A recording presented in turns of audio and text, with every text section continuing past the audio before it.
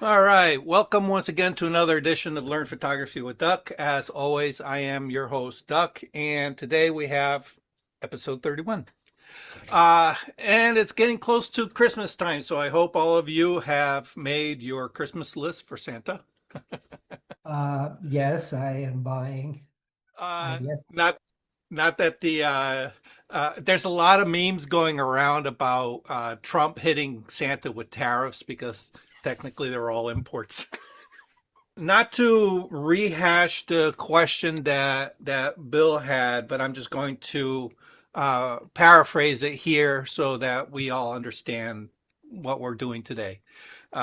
Bill mentioned that he recently started editing photos using the curves, which, if you go back through my history of videos working with Photoshop, curves is one of my favorites that I use constantly. I would even say that you can probably get through an entire edit of, of a photograph pretty much just with curves. That's how powerful curves are. So let's dive into understanding curves a lot better. And what I'm going to do is I apologize to the other people, but I'm kind of going to use you, Bill, as my guide to, direct the questions and guide how the your understanding of curves is.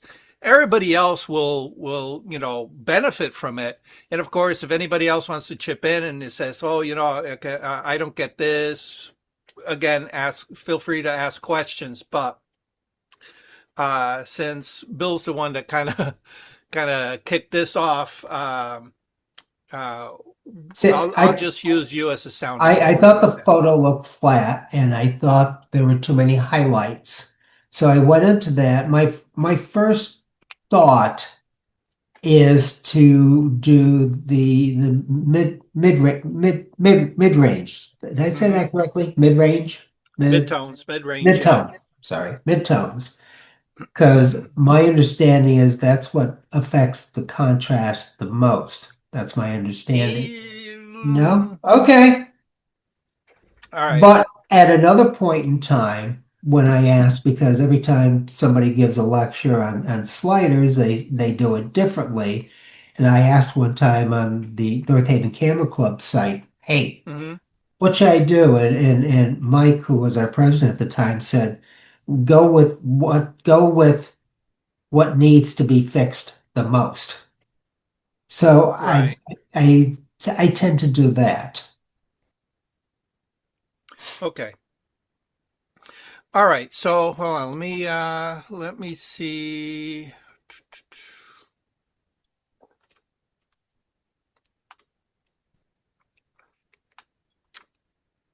All right. We're gonna start off um, a little bit on the very basic side with the fundamentals, so that way you can see how things build up uh, on each other. Okay. So let me switch over to the desktop. All right. All right. So I'm in Lightroom. Uh, you guys know I always kind of start off in Lightroom, normalize my image, and then go to Photoshop. But I'm going to minimize my Lightroom use uh, because I know some of you don't really use Lightroom the way I do. However, okay, just think of Lightroom as a substitute for Adobe Camera Raw in Photoshop. They do basically the same thing. If you're not if you're not comfortable in the Lightroom environment and you just go straight into Photoshop, I seriously suggest, well, first of all, if you're editing your raw images, when you open up your raw image will immediately it will automatically open up in Adobe Camera Raw. Okay. And rather than bypass that, take the opportunity to at least normalize your images in Adobe Camera Raw, because as Bill alluded to, it's easier to move sliders around, uh, because one, you can really visualize what it is that they're doing. I mean, they're labeled highlights, midtones, or shadows, and blacks. Okay, so if you understand that part of the sliders, I'm going to kind of explain how it correlates with the curve. So what we're looking at here is basically a histogram, or a blank histogram, I should say.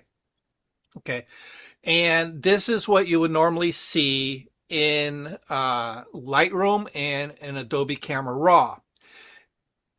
And what I've done is I just kind of enhanced the segments and, of course, made it a lot larger so you can understand what each parts do.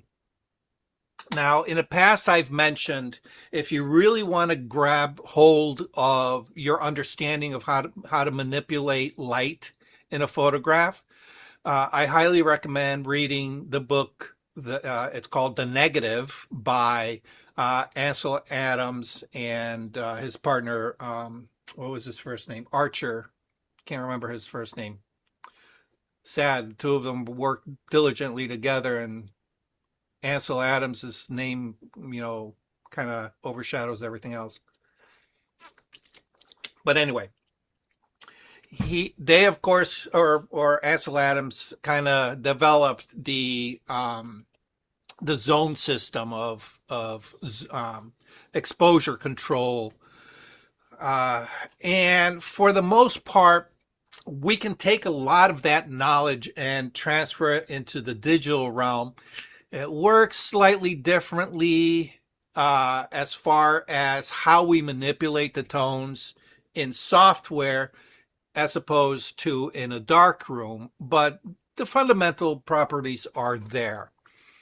And when I start teaching how to understand the zone system, instead of the 1 through 10 steps that he does, I just break it down to a more simple 5 zones, which correlates with what is visible here in Lightroom and in Adobe Camera Raw. And those zones go from black, and of course, let me get myself here. Black with no detail, meaning zero light. Okay, and no matter what you do to it, you're never going to recover any kind of information. That's all the way at one end of your exposure range. Okay, and then on the other end, of course, you have pure white, which is 100% light, and no matter how much you reduce it, you're never going to get any detail. Okay, this is fairly basic. And then we have a range that goes from 100% light to 0% light, and of course it gradates through all the tones of gray tones. All right, but there are ranges that we label as our blacks. The next zone is our shadows. Then the biggest zone that Lightroom kind of distinguishes is what it calls exposure, but it's technically midtones. Why they didn't call it midtones, who knows? But hey.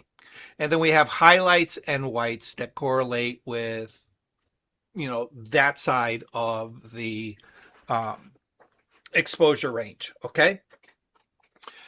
Now, you don't need to know this, but there's, each range has roughly a cutoff point. All right. So that, if you look at it, you got about 10% in the blacks and about 10% in the whites, where as we start coming in, all right, it's about uh, 90% black in the darks, in the blacks, and then in the whites it starts getting from 100% white to about 10%, roughly 10% gray. And then as we get closer and closer and closer, we get it so that the midtones really is about 30% to 70%. Okay. You don't need to know those numbers. You just got to know that what the software considers to be blacks, to be shadow, to be midtones, to be highlights, and to be whites has a very distinct range. Okay. And up to this point, I've always really harped on that middle gray. All right. Because middle gray kind of tends to be that unwritten rule that we all use as a go-to for editing using any of the blend modes. Okay. You know that anything that is in the darks, the multiply, the darker than, pretty much fits on that middle gray to the darks, right? Anything with the lights, all right, is from that middle gray to the whites. And then we have the next section down, which is your the screen mode, the which kind of works on that central part of the exposure range. Okay. All right. Now the reason I mentioned these is because let me get rid of this. Okay. Each one of these zones is attached to a slider in Lightroom and Adobe Camera Raw. Okay. But they also are associated with your curve. Okay. So if I open up, let me open this in the develop module. Okay. If we look here, we see our exposure, okay, which we know is our midtones, okay. We have our highlights, shadows, whites, and blacks, all right. Highlights, shadows, whites, and blacks. And if we move those sliders, we know that the highlights, okay, slider, or actually, let me start it off with the top one. The exposure slider will target this section here. All right. And it'll move that whole section. If we want to make things darker, it'll push it to the dark side. If we want to make things lighter, it'll push that to the light side. And of course, what happens to this? This all gets crunched in one way or the other, depending on which way you go. So basically, we're just taking that center section and we're going to brighten it up or to darken it up. Okay. It's like taking a sledgehammer when you just need a small hammer. All right. Now, Bill, you mentioned that, different instructors will tell you you should follow this order, not this order. And then you listen to another instructor and they'll tell you, no, you got to follow this order, not this order. Yeah. I'm one of those too. Okay. Okay. I found that the order that Lightroom has, I hate. I really hate. Okay. And here's my reason why. I don't know if any of the other instructors have ever given you a reason why. Okay. We have two anchor points on our exposure range. All right. Do you guys know what what those anchors are? I kind of sort of touched on them at the beginning here. The pure black at 0 and the pure white at 100%. Exactly. Exactly. Why are they anchor points? Because when you are at the pure black, you cannot go darker than pure black. Same way as with the pure white, you cannot go brighter than pure white. So those become our anchor points on the extreme ends.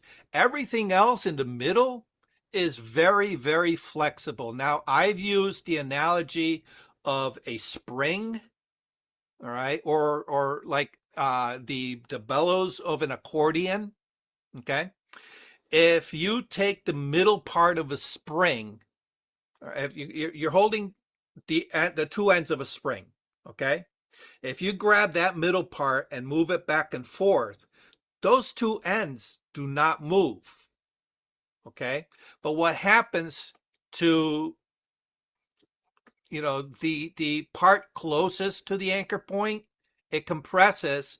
If if you move towards this way, and if you move to this way, it compresses here and it expands here.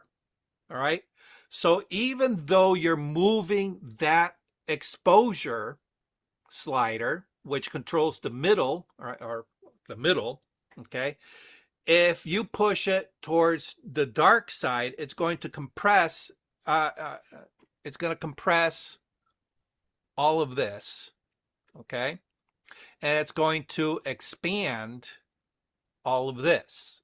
Oh, And inversely, if you push it all to the light side, it's going to compress the lights and expand your darks. Make sense? yes. Okay.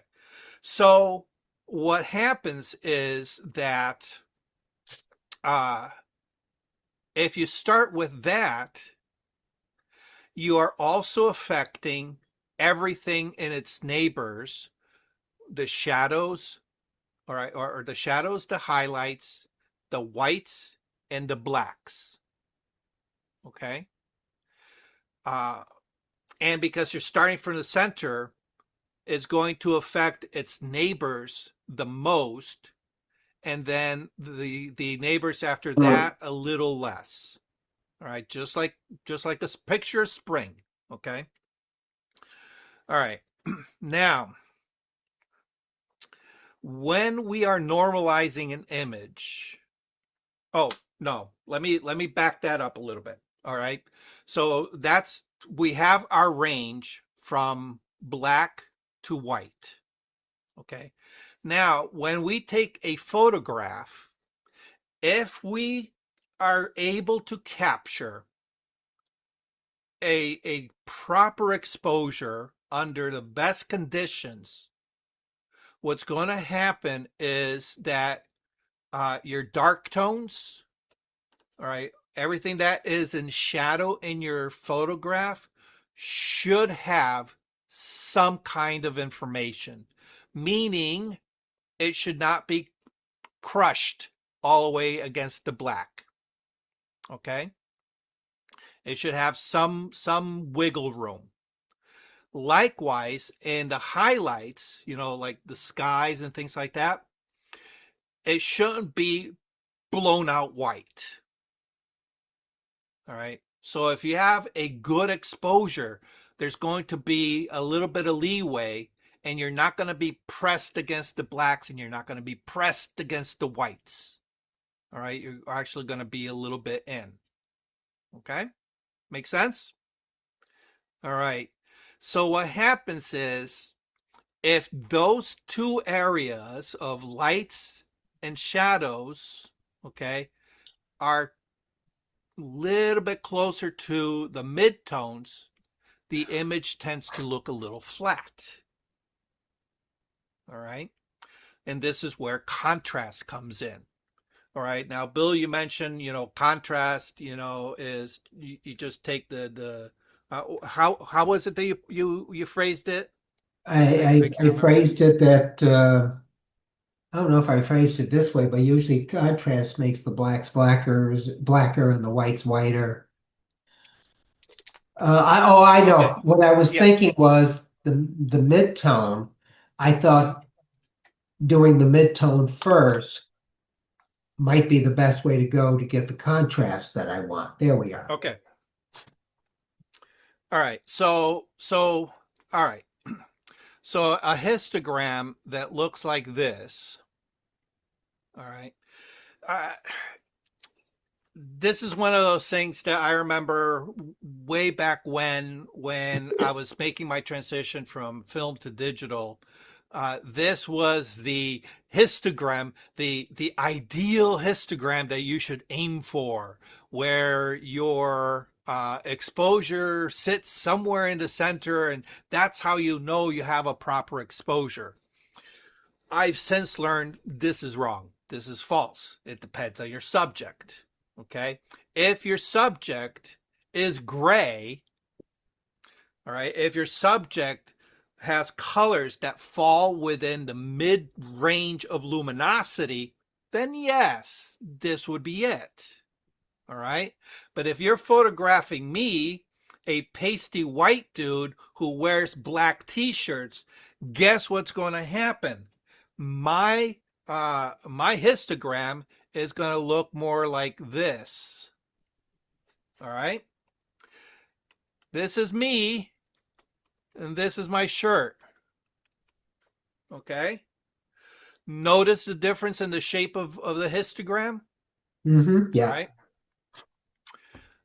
So we can't use that as our guide. All right. So, but, all right, let's put this back in. The thought of creating contrast is to take the darks and make them darker, the whites to make them whiter. All right. So if this is our, oops, I'm way off, our middle gray, what we want to do is take all the pixels here and push them that way, all the pixels from here and push them that way, which is, of course, going to create a valley, right? hmm But when we create that valley, that's what's creating contrast. All right. So now let's go back to the analogy of me as a pasty white guy wearing a t-shirt. Notice the contrast between my face and my shirt. All right. Actually, you Yes. can see the contrast here between my beard and my shirt. hmm This is contrast. Okay. This is contrast. This is a separation between lights and darks. All right. So when we have an image that looks relatively flat, is because we have a lot of pixels next to each other that are within the same range of luminosity. Now, here's the problem with that. All right, is we have something like this, okay, where it's very heavy on the dark side. All right, so this would be a low key image. Okay, what we would need to do in order to create contrast is we would need to take whatever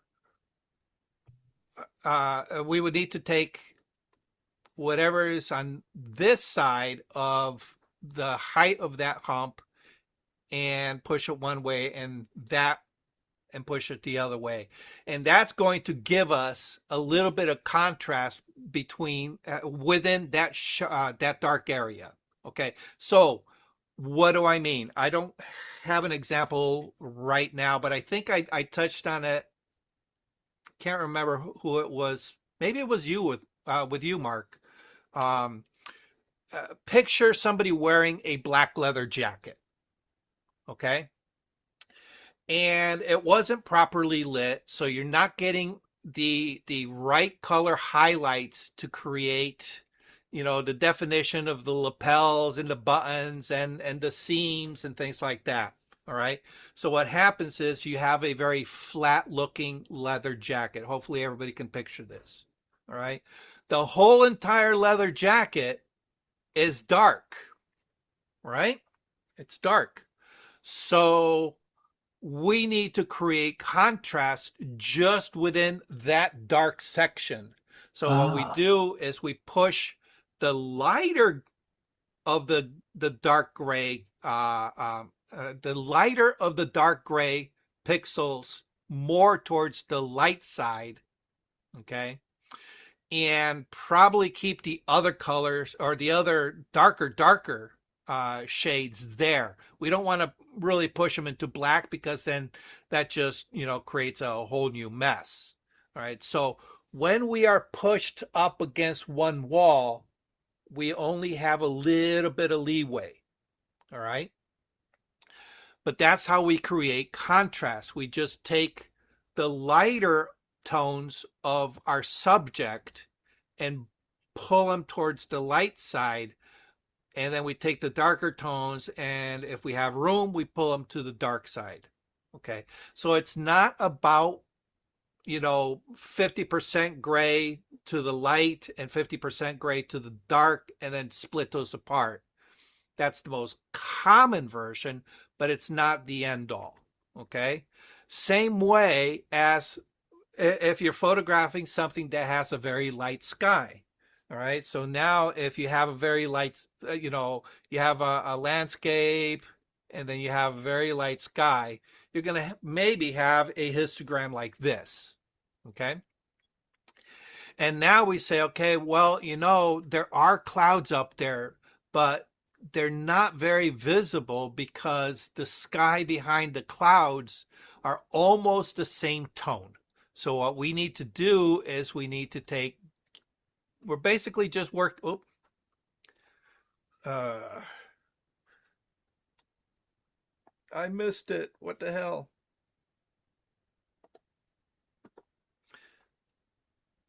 Yeah. Okay. Oh, come on. Nothing like having my system go crazy here. All right, I don't need that. All right. Histogram. Oh, histogram, sky. There we go. All right. So we need when we need to create contrast just within the sky section, all right? We only need to work on this section, right? So what we want to do is we want to kind of take this, push this way, push that way, and it's going ah. to create contrast.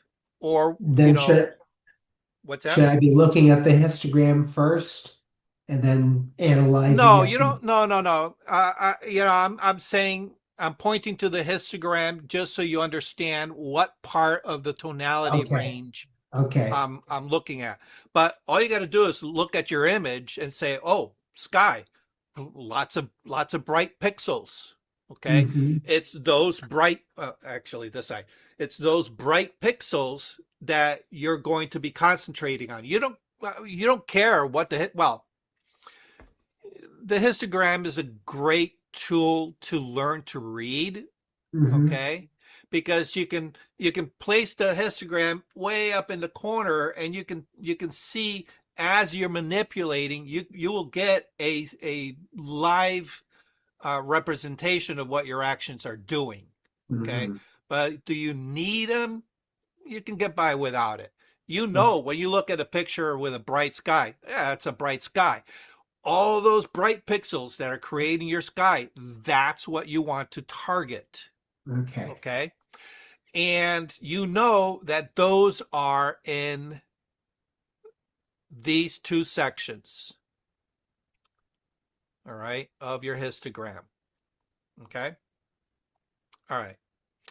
Now, Doc, where, yeah, so where we, oh, okay, go ahead. if if I'm looking at your chart and trying to translate it into a slider, so for instance, highlights 70 to 90 Mm-hmm. percent. Excuse me. If I were doing a picture like this and I was on my slider, would I again get the highlight slider and move it down and the whites up, or the other way around? Great question. There are several tools, but The sliders can only do so much. Okay. All Well, if I'm right. distracting from your flow, then carry on. No, no, no. It's all right. Okay, so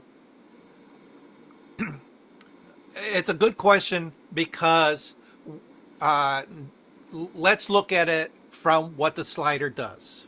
Okay, so let's erase this. Let me just put this back in. We have our landscape and then we have our sky. Okay, the sky fits within these two areas, right? These two areas represent our highlights slider and our whites slider. Okay. If we move these, all right, it's going to, well, first of all, uh, uh, what I should say right here is that we have our anchor point, right? We have our two anchor points. We have our blacks and our whites, okay? The anchor point with our the full exposure range that we have available, okay, is from the white, all right, to black. The anchor point in your image, all right, actually let me do it this way.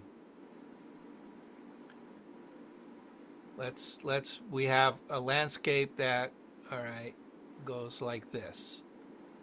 All right. I was getting a little sloppy with my drawing. Okay. The anchor point to our full exposure range, all right, I'll put these in blue, all right, is 0% light to 100% light. So black, no detail, white, no detail, okay? Our anchor points for the exposure of our image is actually here and here. Notice how they're pushed in a little bit, right? Mm-hmm. Yeah. Okay. So one of the first things that we can do to create a little bit of contrast is say, okay, our blackest part of our image is not quite black. Okay, so what we're going to do is we're going to take our black point and we're going to move it. All right, and what that means is we take this and we bring it to there. Okay, so we basically say, all right, take these dark shadows and push it up against that wall. All right, and what you're going to do is you're going to create some pixels, a small amount, that are black with no detail. All right, but that's okay. Usually they are in areas that don't matter to your image. Okay. Likewise, we can take our white, whoa, that really crooked here. Our white point, and we're going to press it up against that. So we're going to take those few little very, very, very light gray pixels, and we're going to push it and turn them white. Okay. That's called setting your black and white points. Okay. Now, the reason I mentioned that is because if you have an image that already has pixels that are fully black and pixels that are fully white, okay, if it's too much contrast and we want to like for example, we want to lighten those light tones, if we bring that white point back, no matter what you do, you're not going to get any detail. All it's going to do is take all those white pixels and it's going to make them gray. All right. So it's best when you have a histogram that has some detail in it. Okay. Now here's a little caveat to that. When you are shooting raw, all right, The RAW is converted to a JPEG. The JPEG will automatically create a little bit of a push inwards, okay? So what happens is in your RAW, this isn't the technical explanation, but it's a way I like to explain it because it makes sense in people's heads. Imagine there are extra room outside of that black point and white point that you can pull in from, okay, in your RAW, all right? Technically, that's not it, but that's the best analogy that I have, all right? And this is one of the reasons why I strongly suggest working or editing from a RAW, all right? Because what it shows you on the screen, realize that you have a little bit of leeway to bring some of those blacks and some of those whites in to, into your exposure range. Okay, so hopefully that made sense. Okay, but when you have an image that's already well within, all right, being able to take your white point and pushing the white point to white and your black point to black creates a little bit of contrast, because when we move those, remember, it's a spring. Everything in between is connected and it affects it. So everything will stretch out to fill in, that spring opens up. Okay, so it opens up, all right, and everything kind of balances out. Okay, all right, so we've set our black and white point, and now we say, okay, well, I got this hump that is my sky. So I'm going to take my whites and I want to bring it more towards the bright side. And I'm going to take everything that's here in my highlights and I'm going to bring it over towards my midtones in order to create some kind of contrast in that area. But remember, as you push towards a midtone, it's going to move everything else. Okay, it's going to affect this a lot greater, all right, than this area, all right, will be, so this will be receiving a lot of the push. This receives less of the push. This receives even less of the push. And then when we get to here, we're just barely touching it, but it's being pushed nonetheless. Make sense? Yeah. All right. So what we need to do is we have to say, all right, I don't want to affect all my midtones and dark tones as I manipulate my sky. So how do we do this? We isolate our sky. All right.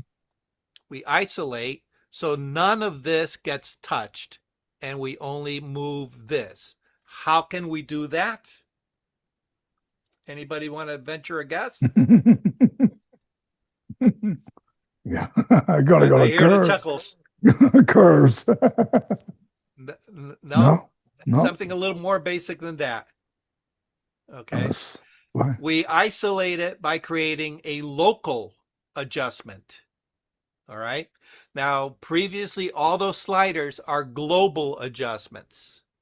Okay. So how do we target a global or a local adjustment? With masks. Mask. Okay. Everybody follow that? Makes sense?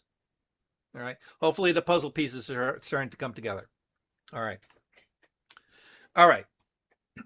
Any questions on what I've covered so far? Nothing? Good? You're following the logic? Okay.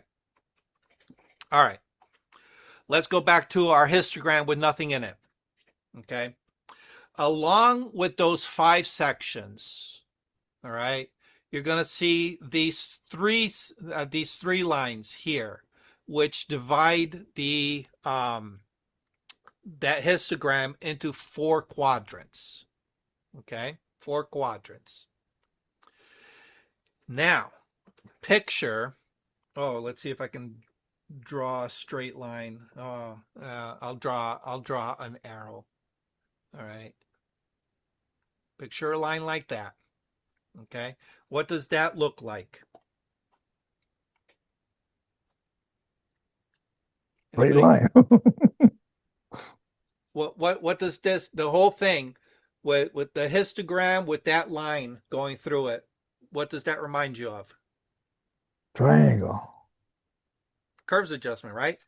Okay. You see, you guys see the curves adjustment there? Not really. It looks just like a curves adjustment, right? That line we can manipulate up and down to affect our whatever it is, right? Mm. Okay. Or did I lose you guys? I lost you. No, I'm here, but Okay. It looks like the curves adjustment tool. Yes. That's looks like the curves. Yes. All right. Yes. Thank you. I chose the wrong words. Thank you. That you're right. It looks like the curves adjust. That's that's what I was trying to make it connect. I failed. Ugh. But yes, it's the curves adjustment tool. All right. The curves adjustment tool superimposed over the histogram. Okay. no, that makes sense. All right. Okay. Now we're back on track. All right. Let's get rid of that. And I'm going to go to library.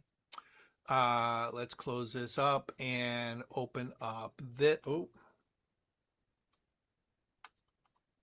this. Let's do this one. Okay. All right. I chose this because it's fairly generic. We got a lot of tonality going on. And if you look at the histogram, let me see if I can move. Can I? Oh, that's it. That's as big as I can get it. Okay. Yeah. All right. If we look at our histogram, all right, as I hover, hopefully you guys can see this. As I hover over each section, this is my blacks. This is my shadows. This is my exposure. This is my highlights. And this is my whites. Okay, everybody see that?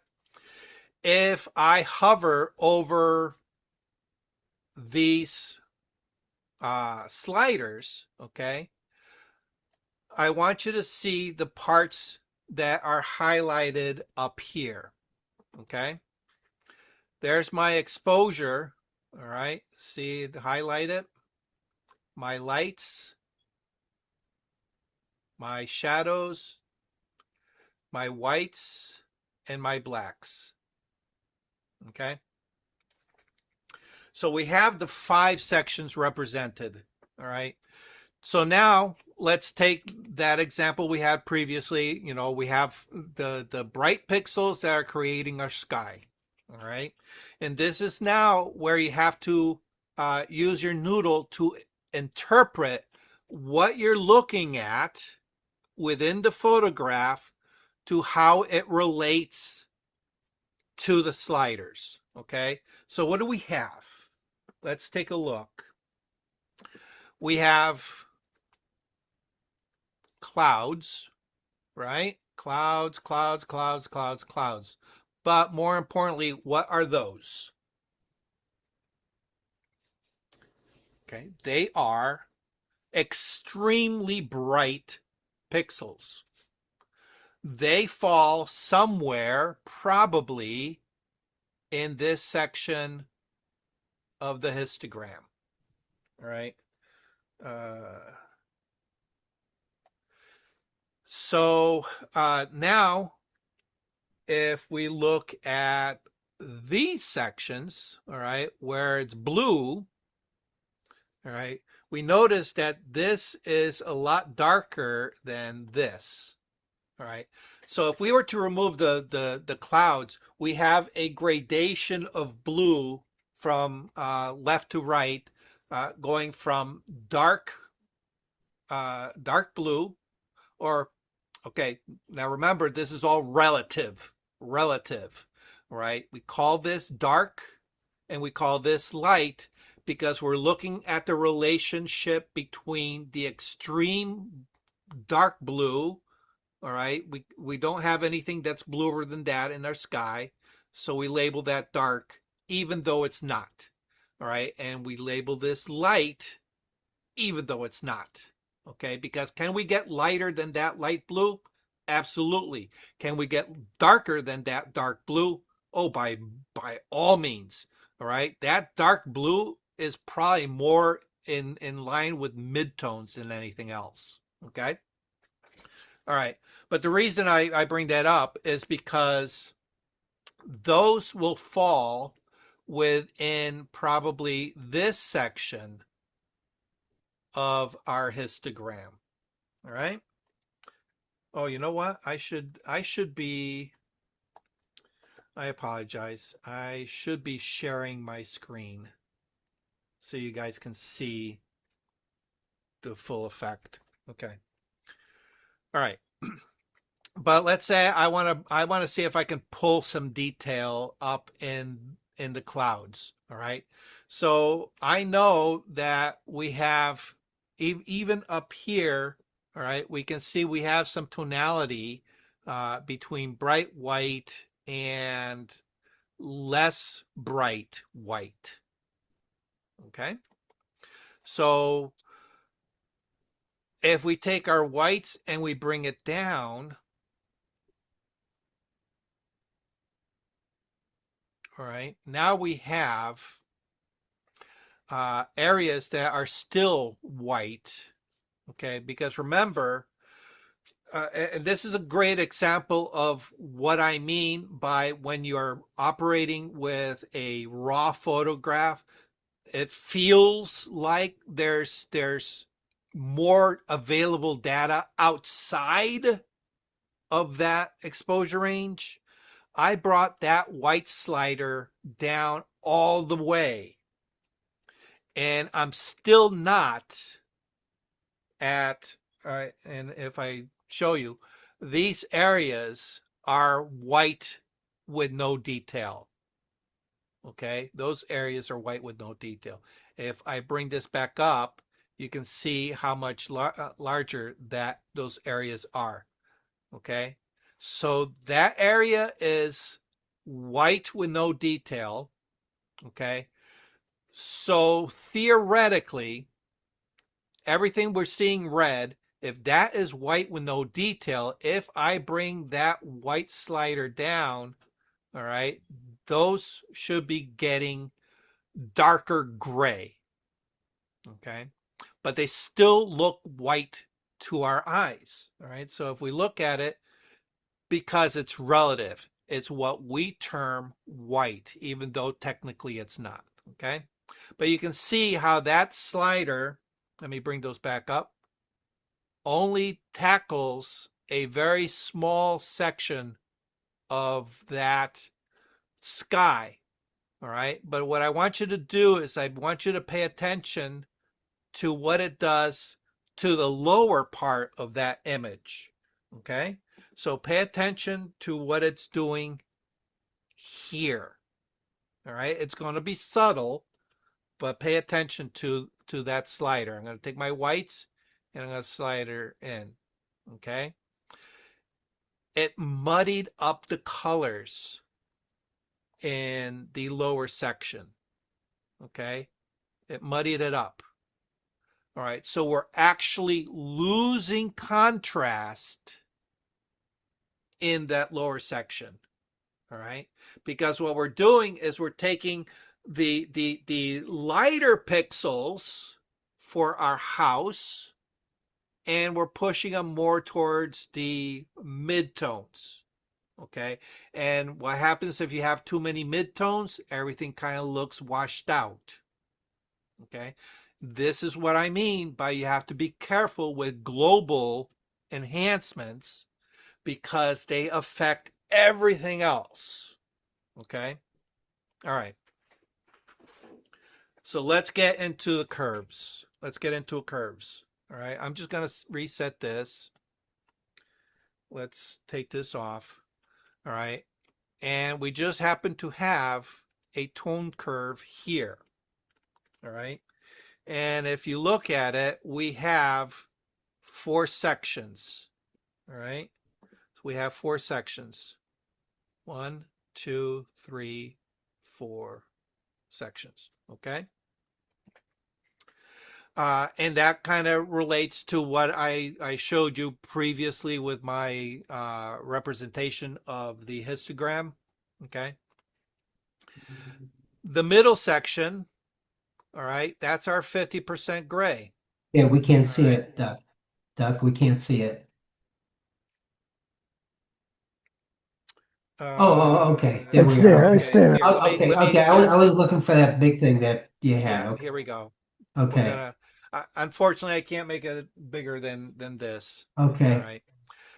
We have our divisions. We have our black point. We have our white point. We have our midpoint. All right. So that's 50% gray. Right. And then we have this point here and this point here. Let me see. All right. See those brighter line divisions? Mm-hmm. Okay. All right.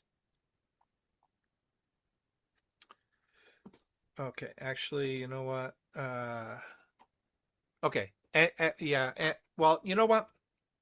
Let me open this up in Photoshop. I should be working in Photoshop anyway. Okay. Give me 1 second. Photoshop opening. There we go. Because I think I can make this. All right. So I have my curves adjustment. Okay, here we go. Let's make that. That's what I should have been doing, right? Aha. Okay. All right. Let me move this over here. Okay. So now what we have is we have our black point, okay, which is 0% brightness. We have our white point, which is 100% brightness. And we have our midpoint, which is 50% brightness. Okay. And then we have the 2 divisions. This one here should be what? 25%. 25%. Awesome. And then this one here on the other side should be 75%. 75%. All right. Awesome. Okay. Now, the percentages are there just for us to have some kind of reference. All right. Because we know that in actuality, we're not really dealing when it comes to this side, when it comes to the actual pixels, all right, we're not really dealing with percentages. What we're dealing with is RGB values. All right, RGB values. But even then, do you know that 158 correlates with 50% black? Not really. Okay. All right.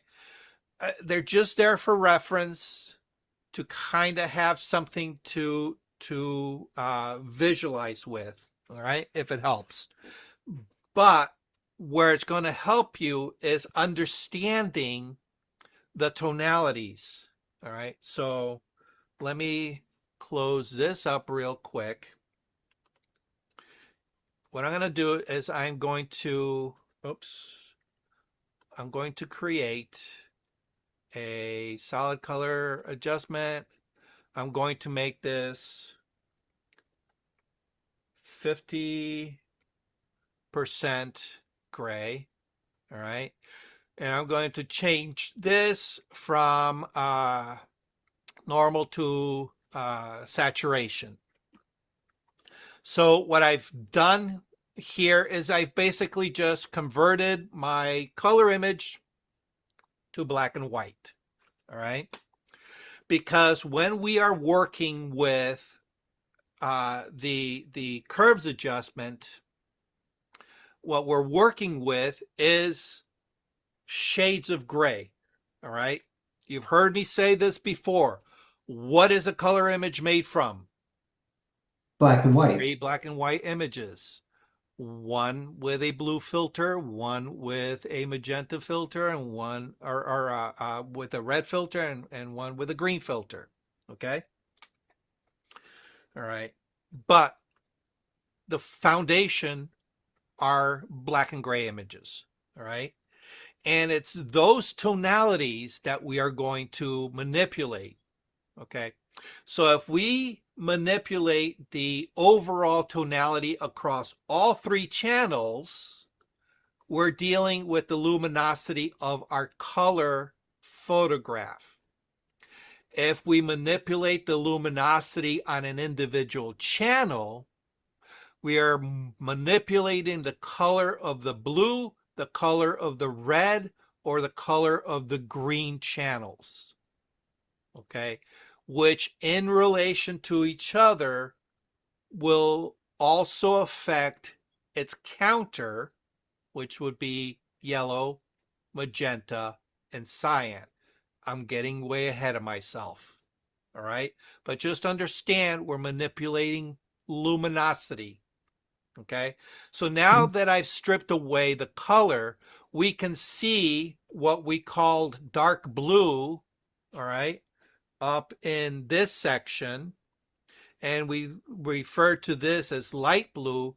Now you understand what I mean by it was relative. It's relative to each other, okay?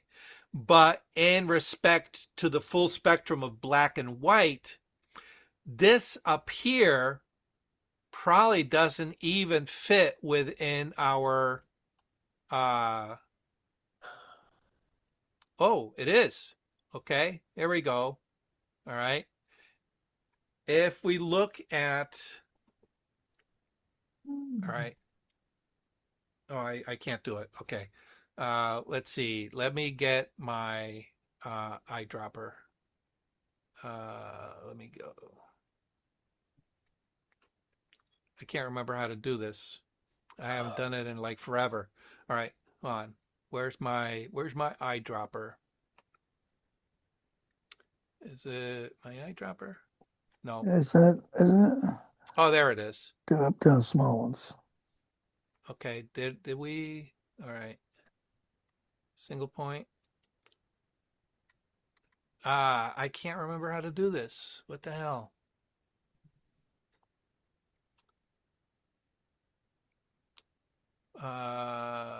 Point sample.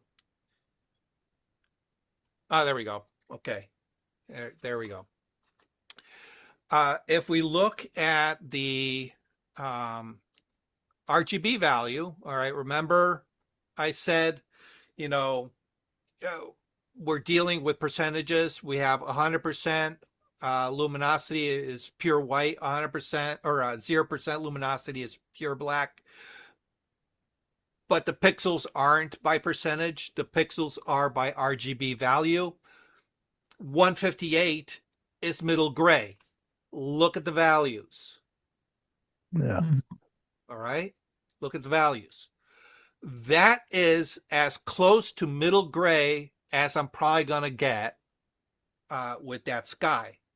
All right. So now that we understand that, let's get rid of this. Let's get rid of that. Can I get rid of that? Oops. Now, of course, I can't remember how to get rid. Oh. Now, how do we get rid of these? I can't remember.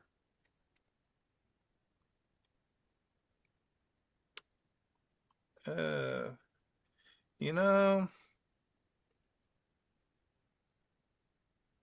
All right. Well, anyway. Here, I'll use this. All right.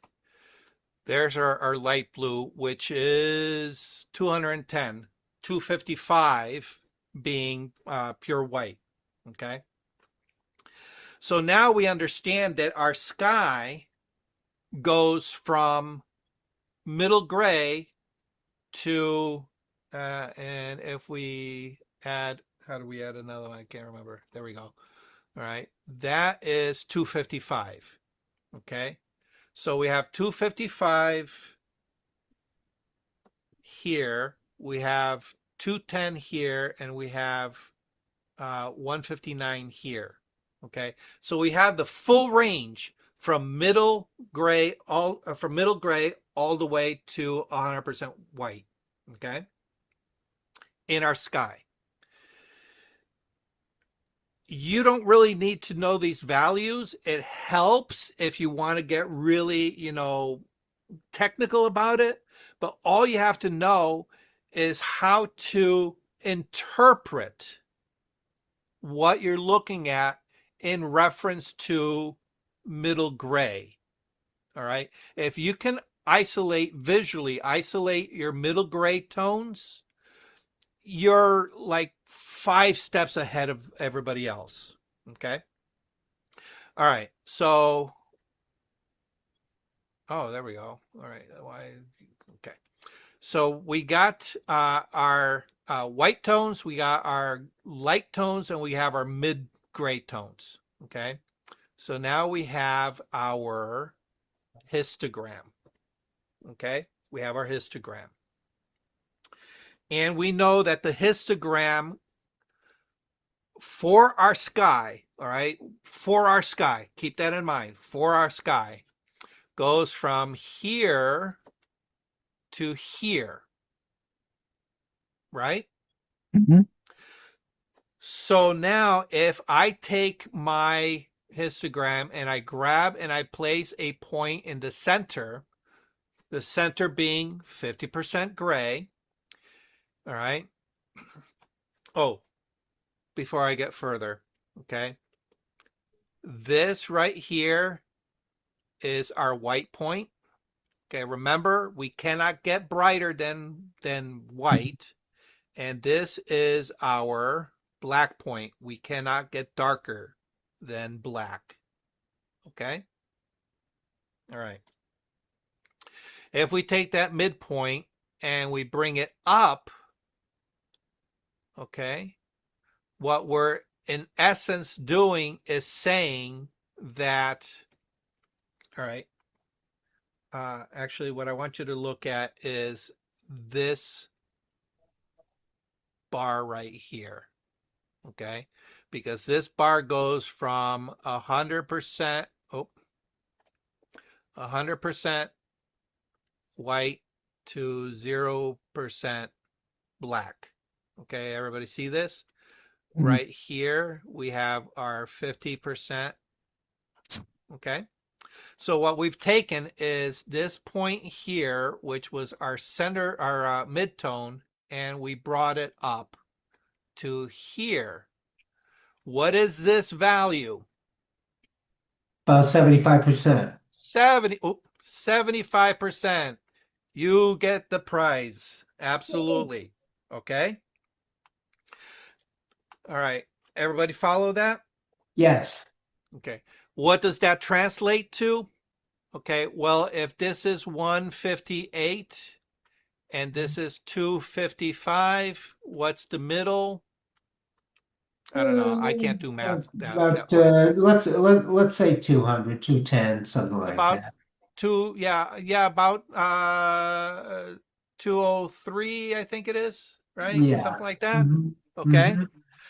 Hmm. And we know that the brightest part of our blue, all right, the blue section of our sky, because there's two distinct areas of our sky. There's the sky itself, and then there are the clouds. Okay, so the sky went from that middle gray blue or mid-tone blue to about 210, which falls somewhere around here. All right, would be roughly maybe 80%. Mhm. Okay. All right. Which now is taking our the lighter colors in the clouds and making them brighter. Okay. So all those light tones, oh, let me switch color. All those light tones that were in our sky, I've just blown out. All right. This is what I'm sorry. This is what a global adjustment does. This is the same thing that would happen if you were to use the sliders. Okay. Mhm. Make sense? Yes. All right. Now, let me get rid of this. I'm going to go ahead and reset this to the default. Okay. I'm going to select that midpoint again. All right. And I'm going to now move it this way. Okay. I now want you to look at, let's pick this bar down here. We have the exact same thing as the one on the left. We have 100%, right? We have 0%. We have our 50%, right? So that makes this what, Bill? That makes it 25%. 25%. Okay. And this right here, 75%. 75%. 75%. Hmm. Okay. So now we see, all right, and this is now where we need to learn how to interpret the curve. Okay. Because what we've done is we've placed a point. I moved the first point up. The second time I did it, I moved the point sideways. Okay. But it did the exact same thing to the curve on both accounts. Okay. This is what we need to consider is what did our movement do? All right. And to understand that, what we have to do is we need to look at our histogram. Okay. All right. We have three very distinct points here. Okay.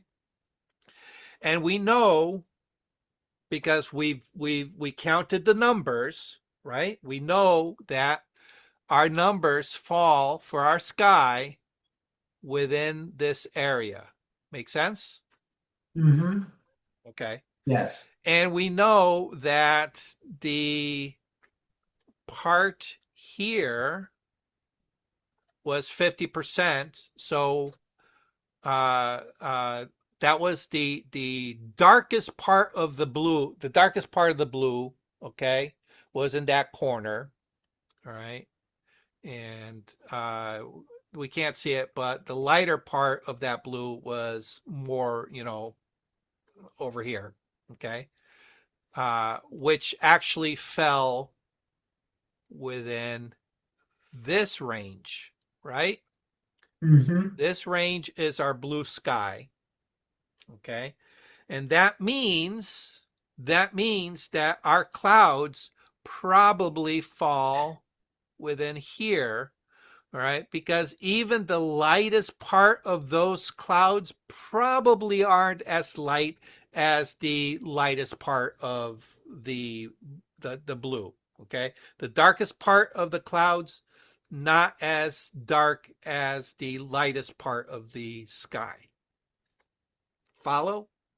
That's a little Yes. confusing. Okay. But this is our clouds, right? And this is our sky. Okay. So we already see that we have the contrast because there is a distinct separation between the two. All right. Distinct separation. That's what creates the contrast. We see clouds against the blue sky, contrast. Where we're losing the contrast that we actually want is within the clouds themselves, right? So we're losing contrast just in this area. Make sense? Yes. Make sense? Okay. All right. So let me reset this. All right. I'm gonna have to make this a little bit. Well, no, actually, you know what? Let me zoom this out a little bit. I'll just put that here. All right. Hopefully everybody can see that. Okay. All right.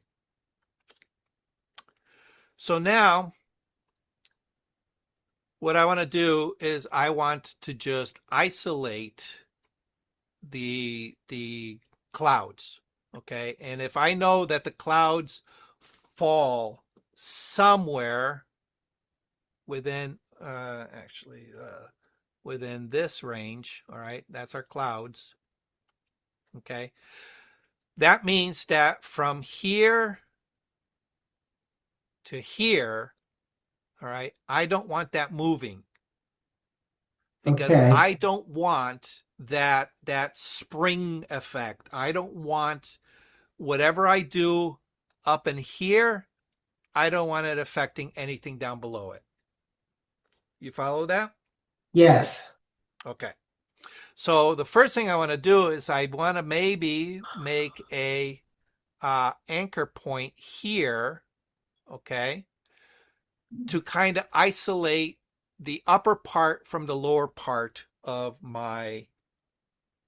um, of my curve. Okay, so I'm going to place a point there. Okay, but if I move this point up and down, you see that we have that spring effect. It's flopping everything around. Okay, so I can use that as an anchor point.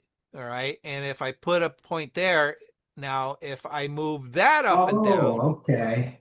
it still affects everything because now what's happening, all right, actually you can see what's happening.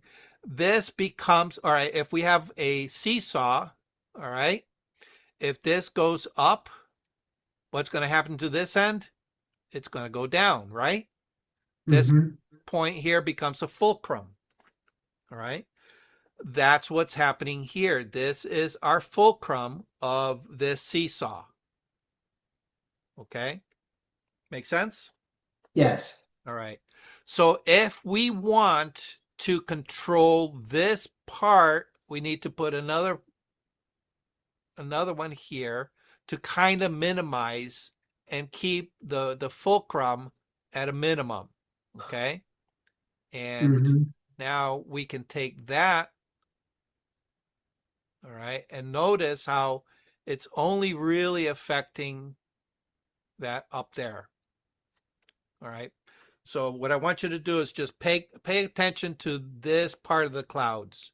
Okay. Mm-hmm. Or this part of the clouds. Okay. Brighter, darker, brighter, darker. Actually, you can really see the difference here in these lighter clouds. Okay. Brighter, darker, Mm-hmm. brighter, darker. Okay. Mm-hmm. All right.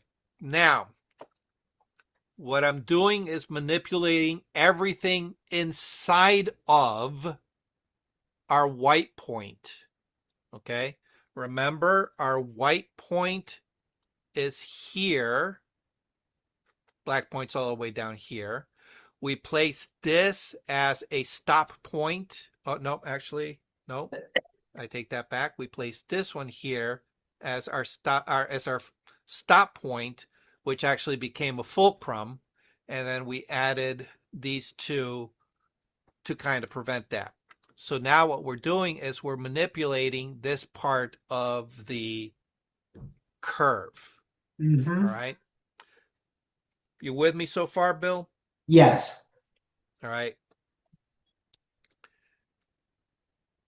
The other way we can do this all right, let's clear that, is we can use this little doohickey right here, all right, which allows us to now place Oh, points, okay?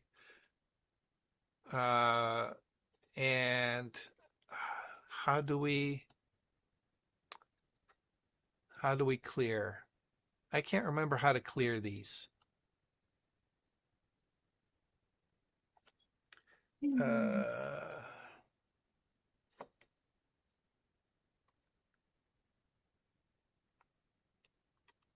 I cannot for the life of me. Oh, subtract, no. Oh, here we go. So we don't want those confusing things. All right. We pick our little hand tool, all right? And this allows us to now go to our image and say, okay, this tonality, whatever this tonality is right in here, okay, that's what I want to manipulate, okay? And as soon as I click, notice how it places a point on our line, okay? So now if I move that up, oh, we lost it. If we move that up or down, it's doing the whole thing. yeah, take that, move it up or down, all right? In essence, what we're doing is as if I had actually gone to the tool itself, placed the point and moved it up and down. That little hand allows you to target very specific tones in your image, okay? So that now correlates with this, okay? All right, let me remove it. I can do the same thing with this, all right? I can manipulate that up and down, okay? So now that we understand what that little hand does, all right? Oh, and to get rid of it, if you don't want to come up here and click on the default to get rid of it, you can just, as you have more and more, just take and drag off to the side and it gets rid of it. All right. So that's a quick Oh, okay. way of clearing things. Okay. And So with the now we can hand say, up, okay. with Huh? with that eyedropper, I can see. So you're moving that around, and then you're clicking on where you want to do it, right? Yep. So And then do you I just hold it or keep clicking again and again? okay, so I click on the hand, I come over and I say, okay, I want to pick this tonality. I'll go ahead and click. And Okay. just click and And it release and sets click. that point. Okay. All right. If I click and drag, all right, if I click and drag, it's going to allow me to move it up and down. All right. Or left and right does the same thing, but up and down makes better visual sense because that's exactly what it's doing on the tool itself. All right. Up we brighten, down we darken. Okay. So now we can say, okay, all right, I am going to look at the tonality that I picked, all right, where my cursor is. I'm going to look at that. I'm going to ignore everything else around it, okay? And I'm going to drag it down because what I want to do is I want to create a little bit of contrast, all right? So I have a little bit of gray. I want to make it darker than its surroundings in order to increase contrast, right? Because that's what contrast is a separation from dark pixels to light pixels, right? We want to take the dark pixels and make them darker, and we want to take our light pixels and, if needed, make them lighter or leave them the same and just create separation going this way, right? That's what contrast is, okay? So now we have, let me get rid of that. We have this tonality, this right here, that's my target. I want to make that darker. So I click and drag, I make it darker. I'm going to ignore everything else it's doing in the image for now. Okay? And I look at my sky and I said, do I like what it did to my sky? Absolutely. But it ruined everything else. Okay? So now I can either come to the tool itself and say, okay, well, I want to take everything else that it darkened, and I want to bring it back up. Okay, make sense? Hmm. Okay, that's the basic fundamentals of using the curves adjustment. Do you understand that, Bill? Yes. Okay. Everybody else get what I just did by manipulating the very specific tones that are attached to the tool. Gotcha. Everybody got it? Okay. But hopefully you also saw the problem it creates. When you are using a tool globally, you now have to go back and fix everything that it messed up. Okay? So how do we fix that? If we don't want to affect the other part of the image, how do we fix that? We isolate it and create a local adjustment. A local adjustment. Okay, which means what? We said it earlier. Bob? Mask it. We make a mask. Absolutely. We make a mask. All right. So now I'm going to go ahead and I'm just going to get rid of that for now. Okay. Okay. How do we make a mask? Okay. There are several ways. All right. But what we want to do is we don't want to do it manually. We want to use the tools that are at our disposal to help us make a mask. All right. So hopefully by now you understand what I mean by tonality within our image. Okay. I've stripped all the color out so now you can see the tonality. All right. Here's a tool that you can use. I've mentioned it before. Okay. Kind of lean back away from the screen a little bit. Squint your eyes. Squint your eyes so you are no longer seeing any detail. All you're seeing are clumps of luminosity, darks, lights. Okay. When you lean back and you squint your eyes and you don't see all that detail, you can see now clumps of very light clouds against that not so light upper sky, which is adjacent to a very dark clump of, what we know are trees. But within that dark clump of trees, there are clumps of gray and a small clump of light. Okay, and if we look at that clump of light and compare it to the clumps of light in our sky, they match.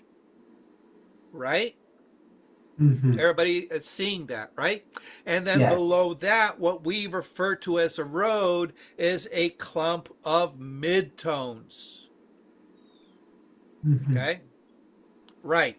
So now what you've done is you've analyzed the image and you've mapped out your luminosity into broad areas. Okay? So now if we look at it, we know that the sky is in that 75% area. Okay? The trees in that house are in that 25, or actually the sky is in that 25, yeah, pretty much that 25, because if you think about it, the blue goes from 50% to the clouds to that 0%. If we mash it together, we get that 25. All right, but it's that 50 to 0 range. Okay, the road is at that 50% range. The trees and that darker house is in more of that 25 to 0% range, right? And the lighter house is in that probably 25 to 10% range. Okay? Everybody get where I'm going with this? Mm-hmm. All right. You see how just blurring your eyes a little bit, you are now looking at clumps of luminosity. All right. Good. So now we can say, okay, we need to make a selection. All right. What tool do we have available that targets very specific areas of our luminosity range hint? All right. What tool can we use? Mask. Well, yeah, it's going to create a mask, but there's a specific tool.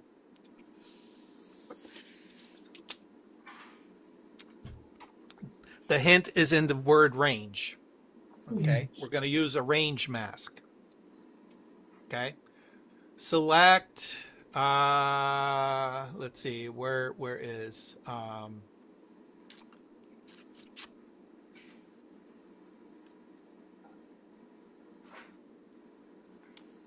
actually, let's see, is it here? Or am I thinking, I'm thinking Lightroom, of course. Of course. Okay.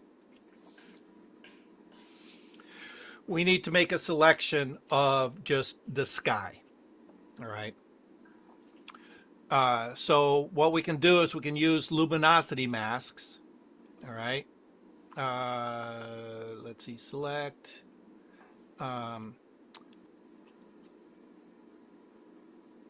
Actually, do I have, where is my plugins? Here we go. Don't you choose the mask tool first and then it's in there?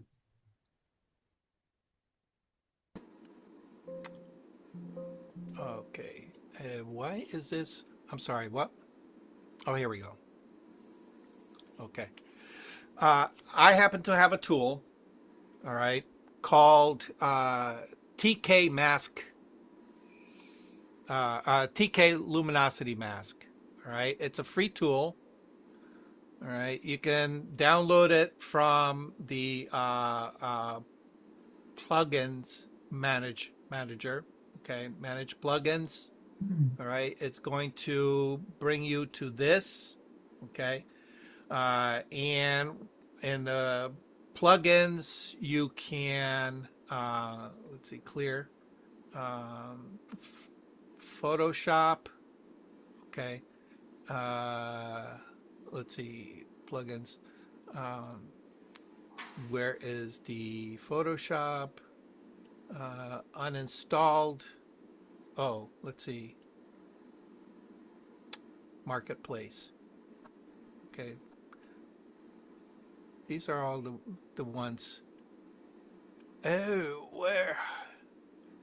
See this? Oh, here it is. All plugins. There we go. Here we go. Here we go. All plugins. Okay. So what you can do is go to your plugins. This is on the Creative, your Creative Cloud program. Okay. You saw, just go to plugins, manage plugins, go to your marketplace, all plugins. You can click on Photoshop, click on free. All right. And these are all free plugins that you can download. Okay. And then right here where it says search all plugins, just type in TK, hit enter, and there it is, TK Luminosity Mask. All right, and there should be one TK luminosity free, I think. All right. Okay. Manage plugins. Oh yeah, no, there it is. Okay. There's also the interactive luminosity mask, ILM. All right. That you can install. All right. But just look for luminosity mask. It makes this so much easier. All right. All right. And now what I can do from here, all right, this is how we use this. All right. Up here, we have a representation of everything from black to white. All right. See the gradient. Okay. And then we have from actually what displays mid. Okay, come on. All right, we have midtones, right, Mm-hmm. to darks. So we have 1, 2, 3, 4, 5, 6 levels that we can choose from, and then from midtones to whites, 1, 2, 3, 4, 5, 6. I know it's small. Unfortunately, I can't make that. It's not allowing me to size it up. All right. But we have 6 light tones and 6 dark tone luminosity masks that we can create. So now we know we want to target everything from kind of like our midtones to lighter. Okay. But that's also going to target some of that house. All right. So maybe I'm going to go from and click on the number 3. Okay. Now, as you click on these, what it's going to do is it's going to give you a representation of what the mask looks like. All right. So everything that you see dark, all right, it's a mask. Everything that's black hides the effect. Everything that's white is going to show the effect. Okay. We also have 3 tones down below. We have 1, okay, which now targets all our dark tones. 2, which targets kind of like the all the mid tones and darker. And then we have 3, okay. And these are all, you know, from there to the darks. Okay. That's not what we want. Okay. We want to find something that kind of targets that sky. All right. So what we're going to do is we're going to find one that kind of gets us as close as possible. All right. And number 3 looks like it does. Okay. We can manipulate the mask after we've created it. Okay. So what we're going to do is go ahead, and if we look at this, we now have a black and white. We have a curves, we have levels, we have contrast, and we have gradient overlay. Okay. All right. And we can flip flop it, or we can turn it on and off, and then we can get rid of it. Okay. All right. So now what we want to do is, once we've determined which one what our mask is going to look like, we can now determine what tool we want to apply it to. And of course, we want to apply it to a curves adjustment, which is this first icon. So we click on that, give it a second, and voila, we have our curves tool. And right here we have our mask. Okay. So now when we manipulate this, notice how it's just kind of targeting everything that is more or less 50% gray and lighter. Okay.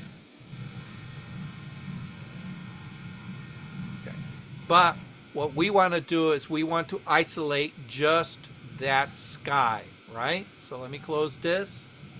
If we press and hold the Alt Option key and click on the mask, we have access to our mask.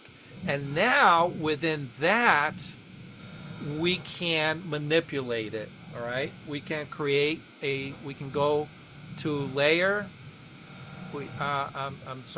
image rather, adjustments, levels, okay? And we can say, all right, we're gonna take our black point and we're gonna move it and make it darker. We're going to take our mid-tone. Remember that upper corner was mid-tone. We want to keep that mid-tone, okay? We actually want to make it maybe a little brighter, okay?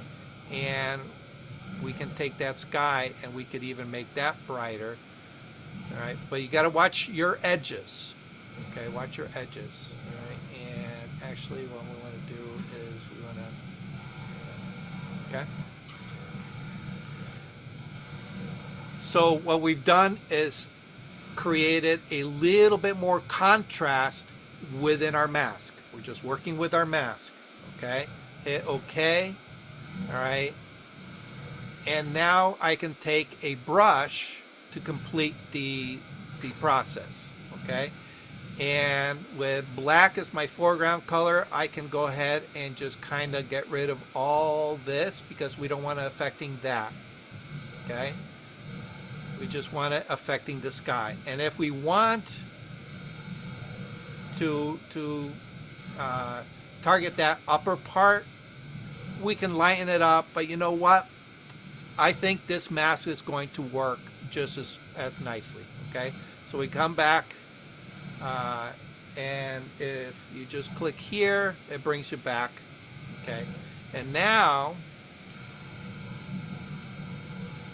this a little bit smaller, okay? And now if I take that and we move it up and down, you can see that it's only affecting the sky, Yeah. okay? And I can make that sky very contrasty, all right? But we are still locked to that white point of 100% luminosity, okay? If we want to manipulate our white point, we can take that and we can drag it down. If I can grab it, drag it down, all right? But just realize that it's going to start making what should be white pixels. It's going to start making grayer and grayer and grayer, all right? So if I continue going down, it's just going to make that sky less contrasty, all right? So watch your white point, okay? Now, the reason I mentioned that is because if you recall going back when I discussed normalizing your image, one of the first things that you do is set your white point and your black point, okay, within your image. Okay. All right. Any questions No. No, not so at this far? point. All right. No. Is this making a little bit more sense to you? It's making more sense, yes. All right. Question, I have one major question. Yeah. Do you ever use sliders or do you just always use the curve adjustment? All right. Great question. And the simple answer is I use sliders as much as I can. Okay. All right. All right. But you know my workflow. My workflow always starts in Lightroom. Lightroom is pretty much all sliders. There is a curves adjustment. Okay. Mhm. When would I use the curves adjustment? And actually, let me go back. Okay. Because what I did in that particular case is I did my slide. I did what I always did, and I didn't like it. Well, let me see what I can do with the curves adjustment. It's like, okay. Right. Okay. So here I am. I want to do as much editing as I can in Lightroom. slash Adobe Camera Raw. All right. I'm going to say Lightroom. Just realize that the same tools are are in Adobe Camera Raw. You can do the same thing in Camera Raw. All right. So when you first open up your RAW file into Photoshop, it's going to take you to Adobe Camera Raw. Okay. Hopefully, you will have an idea of what you want to do with your image. Okay, and you guys have seen me, draw and kind of dissect an image. Say this has to be darker, this has to be brighter. I got to push the contrast here. I got to reduce the contrast there. All right. You look at your image, figure out what do I not like about this image, and then you find the appropriate tool to fix that. Okay, so here it is. We're in Adobe Camera Raw / Lightroom. I want to fix that sky. That sky looks overly blown out. Okay, all those pixels in those clouds fall under which slider? Highlights and white. The whites. Absolutely. Okay, but the whites are also going to control what? My white point. So remember that. Okay, you got to watch your white point. All right, so I'm going to take my whites and I'm going to bring it down. But because I am working in my raw file, I know that I have a certain amount of leeway. Okay, here's the difference between Lightroom and Adobe Camera Raw versus Photoshop. When you open up your file in Photoshop, it takes the raw file with whatever settings you applied during the raw conversion and converts it to a TIFF file. So it kind of bakes in a lot of the settings from the raw. Okay? So therefore, if you did not set your white point or your black point in Adobe Camera Raw or in Lightroom, you've baked that in. And we saw it here, all right? When I take my white point and I bring it down, all right? See how nasty those clouds look?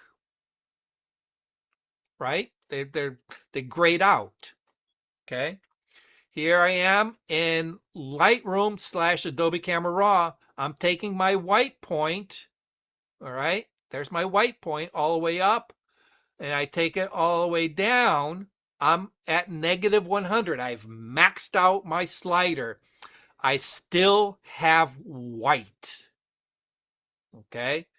That's the power of raw in a raw editor. Once it goes into Photoshop, you're out of the raw editor. Okay, now I've maxed it out, but you can see there's a lot of areas of that clouds that are still very, very bright. I've maxed it out with my white slider. If I go to the next slider over, which is what? Come on. What's the next slider over from my whites? had to unmute. Highlights. Highlights. Highlights. Yes. Okay. I move from my whites to my highlight slider. All right. And it says, okay, well, I've maxed out my whites. It's logical to say I'm going to move over to my highlights. All right. But now we're starting to get a little deeper into that spring. Remember, everything along that spring gets moved. All right. If I bring that down, I am gaining a lot of contrast in that sky. Okay. But look what's happening to the everything else. It's also brightening those up. Okay. Now, or I'm sorry. I'm sorry. It's darkening those bright areas. Okay. So it's pushing all those bright tones, look at this house. Okay, look at the house. That was very, very bright, right? Uh-huh. Now it's more closer, getting closer to that middle gray. So we're reducing a little bit of the contrast of the facade color, the true tone color of that house, which is kind of like that, almost pinky. It looked kind of pink on my screen. Okay. All right. We've darkened it down, but we've also darkened some of the adjacent pixels as well, because like a spring, it's all being pushed, all right, away from our highlights, all right, away from our highlights, which pushes them towards the midtones, towards the shadows, towards the blacks. More in the midtones because that's the next adjacent slider, right? Mm-hmm. Less towards the shadows and even less towards the blacks, okay? But we're taking all those tones and we're shifting them, okay? So you can see how, oh, yeah, how it's looking like it's shifting things over, okay? All right. And you can definitely see it a lot with the whites, okay? So what we've done is we brought our, actually you can even see it here, okay? There's a gap. There's now a gap Mm-hmm. between the edge and where our brightest bright pixel starts, okay? And if we use our white point peaker or our Mm-hmm. highlights peaker, all Yeah. right, these little corners up here, all right, you can access them with the letter J on your keyboard, okay? Let me reset these. Reset my highlight, reset my whites, okay? The letter J, everything here is blown out. I take my whites, I bring them in, okay? We still got some blown out areas. I take my highlights, I bring that in, and it doesn't take much before those highlights go away. Okay? I've just set my white point. Okay? I've set my white point to my image. Follow? Yes. Everybody sees what I'm talking about? Yes. Okay. Yes. We can do the same thing with the blacks, the black points. Okay. Our black points are going to show up as blue with our black point exposure peak. All right. I'm not seeing anything, so that means that our black point is well within that extreme edge, right? So if we look at our histogram, we can see there's probably one tiny little area somewhere that is bumping up against there. All right. And I'm not seeing it. So if I toggle that, the J, yeah, I'm not picking it up. Okay. But if I take my black slider and bring it in, all right, now I can start seeing it.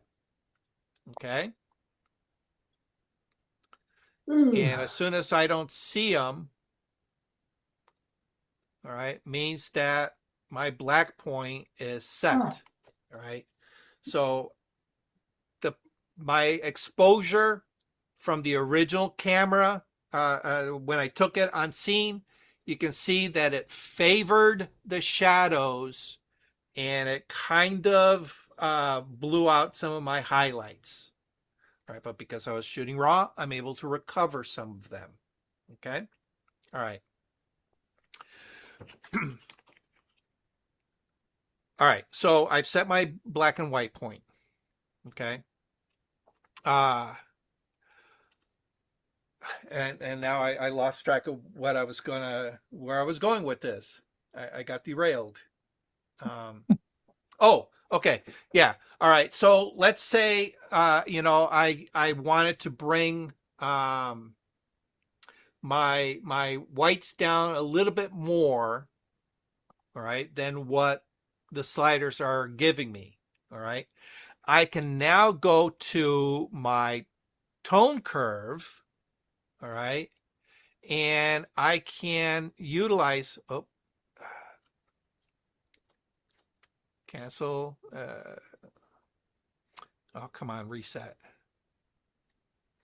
I can go to my white point, and I can bring that down, all right, and then just add another point to kind of balance everything out, just like we discussed at the very beginning, how we set our anchor point. Okay, I just did it a little bit in reverse. All right, let me reset that. So I go to my very, very top here, okay, the very, very top, and I take that and I bring it down. And I'm going to look at only what I want to manipulate, which is the clouds, all right? If I go too far, it starts getting a little bit too muddy, all right? So I got to be careful how far down I come down with my white point. See, my white point is now getting darker and darker and darker, okay? I just want to bring some tonality back. All right. So I just need to bring it down just a tiny little bit. But because it affects everything along that spring, remember we got that spring. All right. Everything from there all the way to my blacks gets darkened. All right. I need to lift those shadows back up. So I'm going to add anywhere on that line, add a point. Okay. Once you have a point, then what you can do is just manipulate that. And as we raise it up, all right, we want to say, okay, well, we have that, see that black line? That's our default line. Everything above that black line gets brighter. Everything below that black line gets darker. All right, everybody see that? Mhm. Okay. So what I want to make sure is that I'm going to keep this point somewhere on that line. Okay. And I'm going to watch my clouds. All right. Until the clouds look nice to me. All right. And I think that looks pretty good. All right. And if there's any hump above that diagonal line, I'm just going to put another point and just kind of, oops. And then just, if you add too many points, just double click. I'm going to add another point, and I'm just going to level it off. Okay. So you can expand beyond your sliders by using the curves adjustment that's built into your raw or Lightroom. Okay, make sense? Yes. Yes. Okay. Otherwise, you're just stuck to the extreme ends of that slider. This just allows you to take it one step further. All right. It So would be nice. now, It would what's be that? nice if I said it would be nice if they ran the mask and put the curve in on the mask. If you mask the sky, you get a mask and the curve go. You can do the curve within the mask. You know what Okay. I'm saying? You know what I'm saying? Yep. If you use All the right. Well, let's see. Uh, we have a mask. All right. And this is where I got a little confused earlier. Here we do have a range mask. range Okay. mask, okay. All right. And within the range mask, we have color. We can go by color, or we can go by luminosity. Let's see. All right. And this here is kind of the same tool that I used to TK luminosity. This is probably a little bit more intuitive. Okay.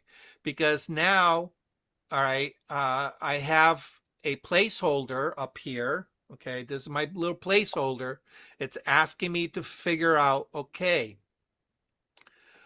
we have our range between white and black that you're going to create a luminosity mask. All right. And if you recall how blend if works, blend if says, all right, I'm going to move this little black point slider in, and it's going to preserve everything from that where I set it to the black. Okay. If I move my white point, it's going to preserve everything from my white point to where I move it in. All right. It's the same thing here. Okay. We can use our eyedropper and we can come out here somewhere onto our image and we can click. So I'm going to go ahead and click on the sky. Okay. Places a point. Okay. And you can see how it creates that pink kind of like ruby lith effect. Okay. If you don't like that, just come over here to the little ellipses. Okay. And you can go white on black, and it turns it into what you would normally refer to as a mask. Okay. So this might be a little bit easier to manipulate, because you know everything that is white is going to do what? Allow you to apply the effect. Everything that is black hides the effect. So what's the effect that we want to do? We want to darken our sky. So we want to make sure that our sky that we want to manipulate is in the white section. Okay. So we come over here, right? And we see this is our range, all right, from black to white. Okay. And you can see that there is 2 points. Okay. The point to the left and the point to the right. The point to the right is already at 100% white. The point on the left is somewhere along that from black to white. Okay. So what we want to do is we want to go from somewhere around that middle gray. Remember, middle gray. Okay. To our white point. All right. But that is now the range of our tool. Okay. The actual selection is right here between this little doohickey and this little doohickey. Okay. And then we can take those doohickeys and we can spread it out. Okay. And we're going to bring this all the way to the white, because we want all those white pixels, all those bright pixels. All right. And we know that we don't want to go beyond the 50% gray. So I'm going to leave that there for now. All right. And then I'm just going to manipulate this. All right. Until we get pretty much the majority of our sky. How much of our sky do we want? Well, I really just want to target more of the clouds than the sky. Make sense? I want to target the clouds. My sky was pretty dark relative to the clouds. Okay, so I just want to target the clouds. All right. So I'm going to. That looks pretty good. All my clouds. Oh, there's a little section here that's kind of grabbing. So maybe. All right. Okay. So I got all my clouds, but I got a lot of the sky. All right. And that is the transition between my 50% point and where the darkest part of my clouds is. So I'm going to take that gray point and I'm going to bring it in.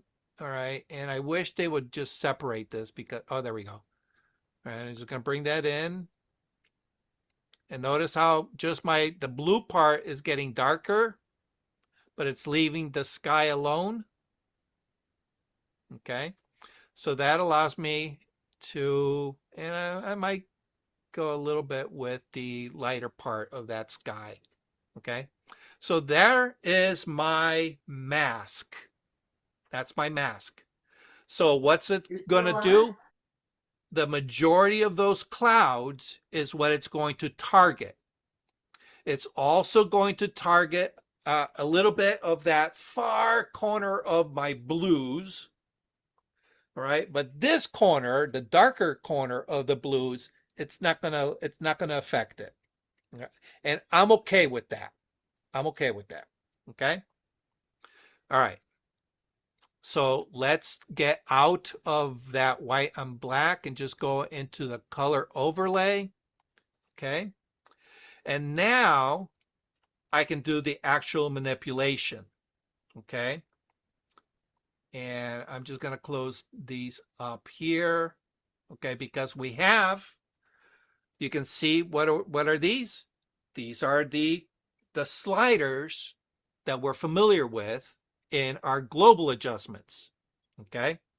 And you said, what, Bob? If we had curves here, well, guess what we have? Oh, We have okay. curves. Okay. So if we max out our sliders, we can hop down to the curves and we can extend the power of those sliders. Okay. Okay. I find there's going to be very, very seldom times where you need to double up on that. Okay. I mean, if you work your exposure the right way when you're in camera on the field, you shouldn't have to double up. Okay. But Okay, now I know where I had the problem. What it was is this was on vacation and I was using my cell phone. Of course, it's automatic, and yeah, maybe my picture would have looked better anyways had I had the real camera, because when I'm taking pictures, I'm looking at my histogram all the time. yeah. But most cell phone cameras nowadays can shoot raw. So check your Yeah, settings. yeah, and mine doesn't. No, Okay. yeah. All right. Okay. So now I have my selection. Okay. And I can come here to my whites. All right. And I can bring it down, and that's not working anything. I can bring my highlights down. Okay. And there we go. Okay. And I'm going to look at the transition of my mask transition. Okay. And I can manipulate that. And it says, okay, well, it darkened the blue up a little bit, but I want to maybe bring a little bit more. All right. Up in here. Okay. Or maybe a little bit more here. Okay. Or maybe I don't want that much. Well, yeah, I do. Okay. All right. And yeah, my white point is just going to make everything kind of muddy. I'm not going to move that. All right. Because we already set our white point previously in the global section. All right. So I really don't want to manipulate my white point here. All right. You can see that it kind of just muddies everything up. All right. We've already set our white point elsewhere. All right. So I'm going to now use my highlights. Okay. All right. Because remember, it's a spring. I'm now no longer grabbing from the extreme end. I'm grabbing a little bit in. All right. And as I bring that part of the spring towards the midtones, it's also pulling the whites. Okay. But the whites are anchored by my white point. All right. That white point's not going to move unless I move it. We've set it in the globals. All right. I'm not going to move it here. All right, so I'm basically just going to take some of that highlight tone and I'm going to pull it away from the whites. All right, make sense? Okay. And that's how we isolate it. And that's how we isolate it with a range mask. All right. In Photoshop, it would be a luminosity mask. All right. Any questions? Bill, this was all for you. So I want you Oops, to be I was very on, I'm comfortable. sorry. I was on mute again. There, no, I don't have any other questions, but thank you. All right. It explains it better. It's something I have to think about and rethink my workflow and that type of stuff. Okay. Now, let's take it one step further because you know me, I like to give you your money's worth. Right. We're going to go back to our color image because most of the time you're not going to be working, in the black and white view. You're going to be working on a color image. All right. So what do we want to do? Okay. Let's put this into practical applications. Now that you understand the underlying fundamentals of how the tool works, let's play real. Okay. Okay. So the first thing you want to do is analyze your image. Actually, let's see. Yeah, we're going to analyze our image and say, okay, what do I not like? Okay. Well, I want to emphasize the houses a little bit. The sky might be a little bit too bright. All right. That road is very bright. It's kind of competing. All right. And if I squint, there's really not enough contrast between the house and the trees in the background. So maybe have the central house, not so much the brighter house, but that central house. See if we can bring that out a little bit. All right. Makes sense? I'm just kind of Mhm. winging it here. All right. Yes. Okay. All right. So all of these requests that I just made for my edits are what? Are they global edits or are they local edits? Local. What are they? I think you want to do a global first. Okay. Why is that? I'm gonna put you to the thumb screws. Okay. I always do a global first because I'm trying to get a baseline of something. Yes. Yes, absolutely. Absolutely. Okay. But here is, I think, maybe where we're getting a little bit of this disconnect with you. We've already done our normalization. Where did we do it? Sliders, sliders. Sliders. Yes. We've already done it in Adobe Camera Raw. Uh-huh. We've normalized it. Okay. We've Yeah. done all our global edits. Yeah. Hmm. Okay. So I think that's probably where you had one of the disconnects here. Yes. Okay. Hmm. Get as much done in Adobe Camera Raw or in Lightroom that normalizes your image, that gets you to the point where once you come into Photoshop, the only things you need to do in Photoshop are to get your image to that creative vision. So all of these edits should now be your artistic visions, your artistic adjustments. Okay. Yes. Does that kind of click make sense?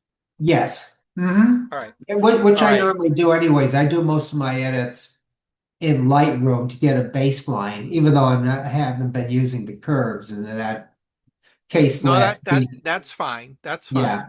All And right. I try to do as much as I can, and then I do my, let's say fancy stuff.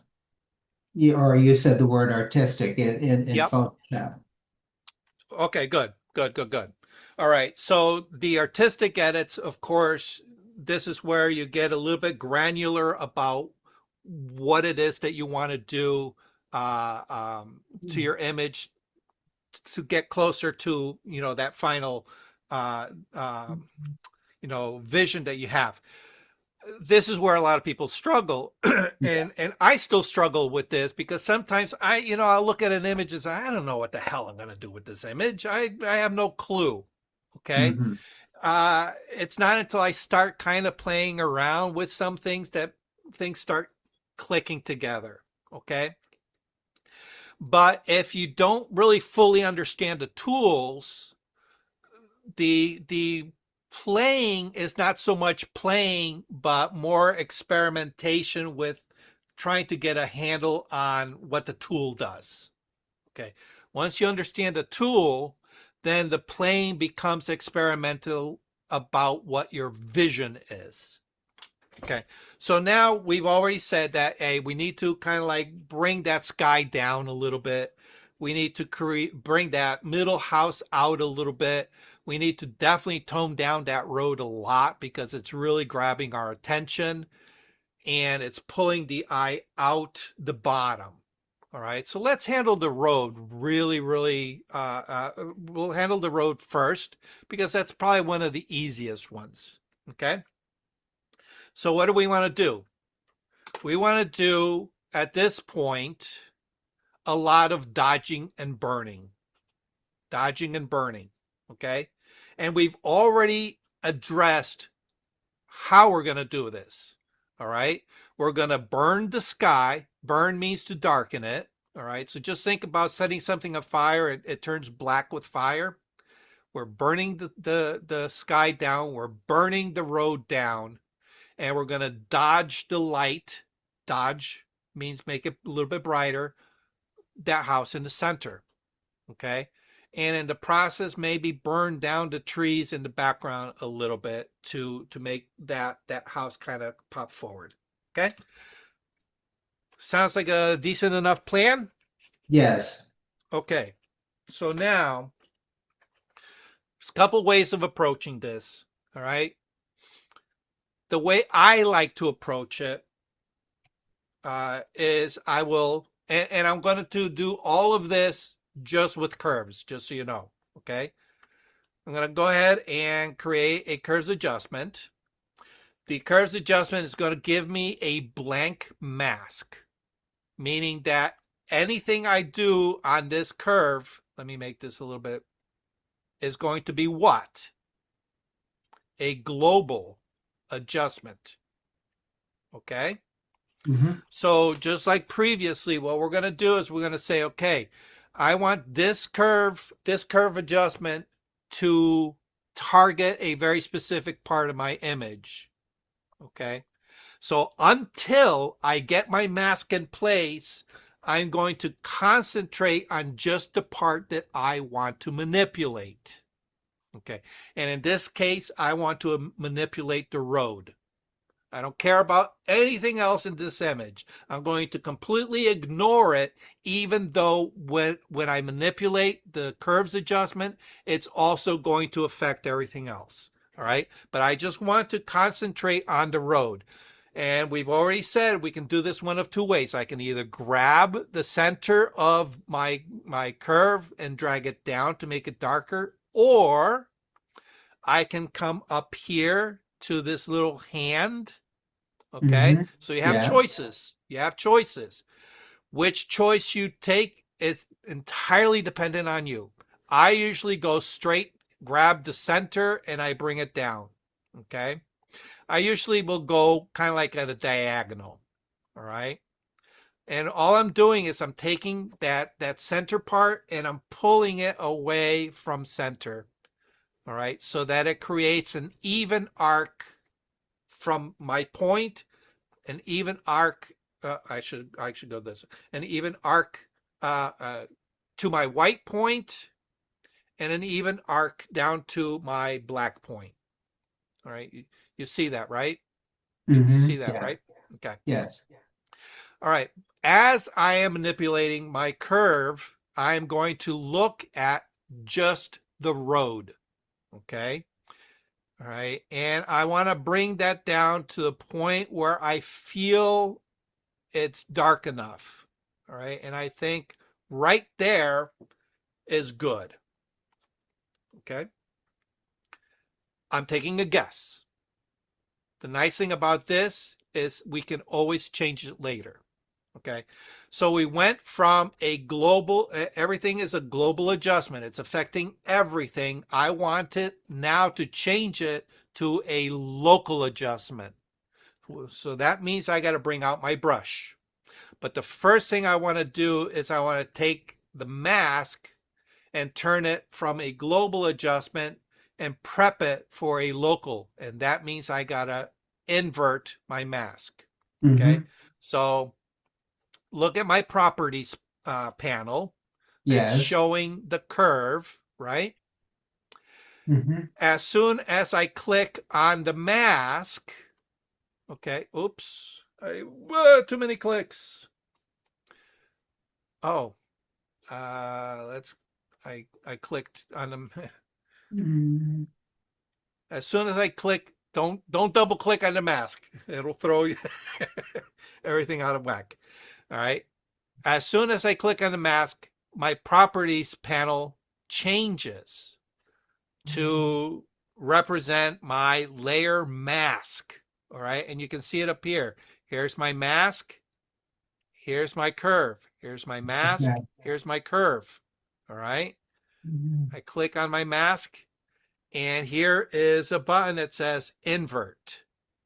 Okay. Or you can do the shortcut Control or Command I to invert, and it does the same thing. Okay. So let me make this a little bit smaller, bring it up here. All right. So I've inverted, and basically I removed the darkening. So now I can just go over here, grab myself a nice soft round brush, press and hold my Alt or Option key, and if I drag my mouse left or right, it makes it bigger or smaller. If I go up and down, it makes it harder or softer. Okay, so this is a quick way of manipulating your brush. Okay, size left and right, hardness up and down, Alt or Option. Okay, so I want a nice big brush, but I want a soft brush. Okay, maybe not that big. All right. All right. And then now I want white as my foreground color because I want to paint white onto the black mask. So I'm going to invert that, click on that, or the letter X. Okay. And now I'm just going to paint a little bit of white right along that road. Okay. And you can see how it darkened it. Okay. Mm-hmm. All right. Let me make this bigger. All right. Before burning, after burning. Before, after. Okay.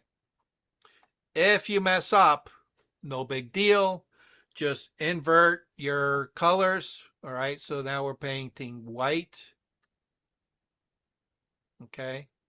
And we can, all right. One trick, if you notice, if you reduce the size, you're able to now paint off Mm-hmm. the image and just use the edge of your brush. Okay. Make sense? All right. Mm-hmm. Okay. So that takes care of burning our road. All right. So we can call that road. Okay. And because it's a local adjustment, it's only targeting that part. All right. And because it is a curves adjustment, I can manipulate how light or dark that is. All right. And this is important because later on, as I dodge and burn more stuff, I might have to come back and adjust certain things. Okay.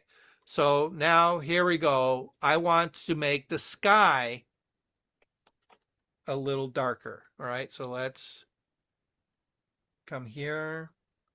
All right, another curves adjustment. I'll call this one sky.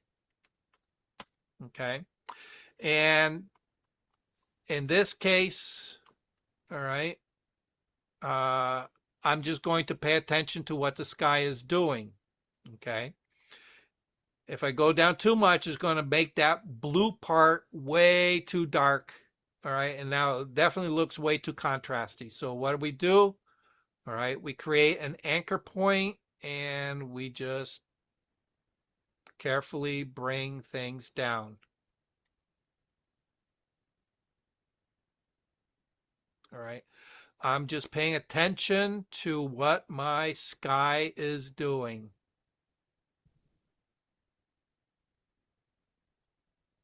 All right.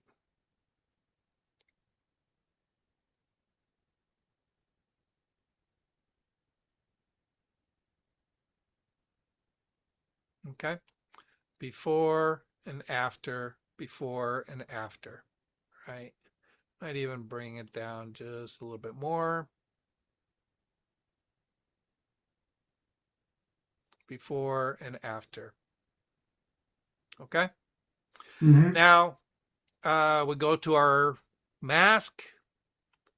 Okay. Make sure you have your mask selected. We're going to invert it. Right. Mm-hmm. Let me make this. Get our nice big soft round brush. I'm going to make it a little bit smaller. Okay. White as our foreground color, and I'm going to go ahead and paint that in.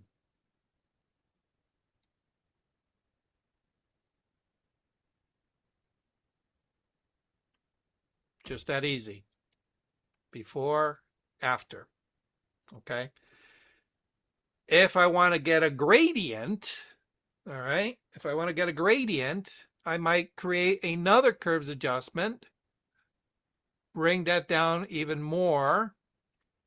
All right, come back to our mask, invert that. And then with white as our foreground color, I'm going to make this a little bit bigger, and we're just going to paint up here. Okay. And just like that, we've created a gradient. Okay. Or if we wanted to, all right, we can create a gradient with our gradient tool. Okay. But as you can see how easy that was just with a brush. Nothing fancy, excuse me, nothing fancy about anything I've done yet, right? Mm-hmm. Okay. All right. So this will be sky 2. All right. Or we can even call it upper sky. All right. Whatever you want to call it. All right. What do we do now? Another curves adjustment. Okay. Let's go up. Okay. And I'm looking at just the middle house. Okay. And maybe I want to create a little bit of contrast. So I might bring my black point in just a touch. Okay. And I don't think I need to touch anything with the white point. Okay. Oh yeah, maybe. Okay. All right. So before and after, okay. Again, global effect. I'm just putting my attention as I'm doing this just on the house. All right. I click on my mask, hit invert, soft round brush. All right. White as my foreground color, and I can just paint that in right there. Okay. See that? Mm-hmm. Okay. For simplicity's sake, you don't need to do this, but I'm going to do it just to show you what all of this is doing. So I'm just going to group. I'm going to put all my all these edits into a group so that I can turn them on and off. All right. Before, after, before, after. Okay. See the difference? All right. One more curves adjustment. I want to take a look at just the trees over here. All right. I'm going to bring those down. Maybe not so much with the black point. Maybe, well, yeah, a little bit. Okay. And maybe add a little bit in the very, very light parts here. Okay. All right. Let me reset this. Okay. We'll use this handy tool. Okay. We want to take all this here. We want to darken it down. All these very dark areas, maybe not so much. Let's bring those up just a touch. Not too much because then we start getting funky. Okay. But just lift those shadows up just a touch. And then here, we want to bring these up just a touch, just to create a little bit of contrast right in there. Maybe even here. Okay. That looks nasty. All right. But I'm just looking at the trees. All right. If I isolate the trees, that looks good.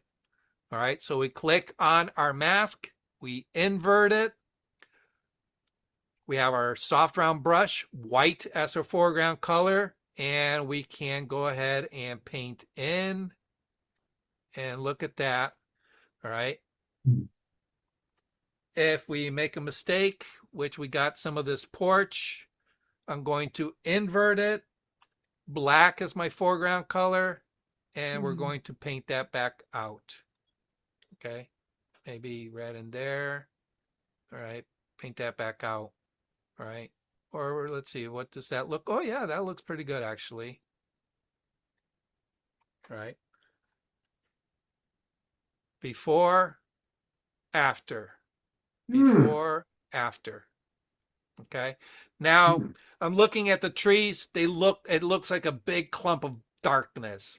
I think I may have gone a little bit too heavy with, all this black in here. All right. So I can come back to click on my curve. All right. And if I wanted to, I can just say, all right, we're going to lift those up a little, lift those up. Okay. Or we can come here and we can lift those up. Okay. So it's not as bad. All right. All right. And maybe come back to the mask. All right. The other thing we can do is I've been using the brush at 100%. All right. At 100% opacity. We can take and we can build up the layers. All right. Let me get rid of that mask and I'll show you what I mean. Delete. Add a new mask. I'm going to invert it. All right. So control I. Excuse me. I have my brush, nice big round brush, white as my foreground color. Okay. If I paint, it's going to apply 100%. I don't want to apply 100%. I want to build up my tonality. So up in my opacity, the shortcut is with your numbers, the numbers across the top of your keyboard. 1 will give you 10%, 2, 20%, 3, 30%, and so on. Okay. I'm going to choose something light, maybe about 30%. So I hit the 3 and look, it turns it to 30%. Okay. Now I can paint in. All right. And every time I paint, it's going to start adding a little bit of darkness. So now what I'm doing is I'm using this more like a traditional dodge and burn tool where I'm specifically targeting certain areas of the image, okay? And I can build up my tonality. I can say, well, you know, here on the edge, I want it to be a little bit darker, but here, maybe up in these upper trees, not as dark. And the bushes along the front, definitely I don't want to darken those down completely, all right? And maybe these trees over here, all right, I want, you know, as the eye goes over, I want to bring the eye back in. Maybe I want to darken those up a little bit. And maybe even that house, since I already have this darkening tool here, okay? So even though I'm kind of designating this for the trees, I can apply it anywhere, okay? All right. Everybody get what I mean? Yes. Okay. Now we can go even crazier than that, and we can say we're going to, you know, dodge and burn just one side of the house. All right. So if we look at, let me zoom in here. Okay. Maybe I want to just target the area between those two houses. So I can go as crazy as saying, all right, I'm going to create a mask or a selection just with my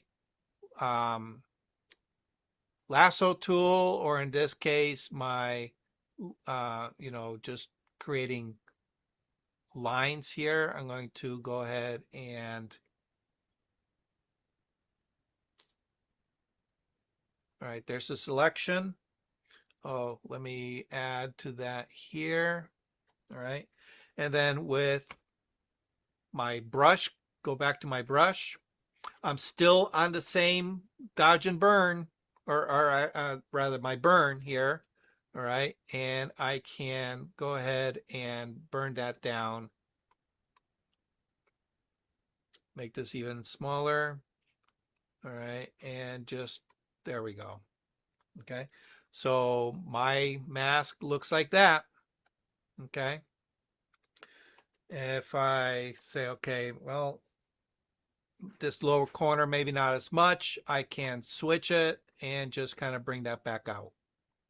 All right. Deselect. Put this here. All right. Before, after. Before, after. Okay. And actually here, I can even come in here and remove some of this overlap. There we go. Oops. Wrong color. There we go. All right. Just with curves. Gives you some ideas, Bill? Yes. All right. It's going to take it's going to take time to figure it out like this. It's going to take time. Yeah. But if you saw what I did with each one of those curves adjustments, all right, here's this one, all right. Let me make this bigger. Okay. This is for the road. Yes. All right.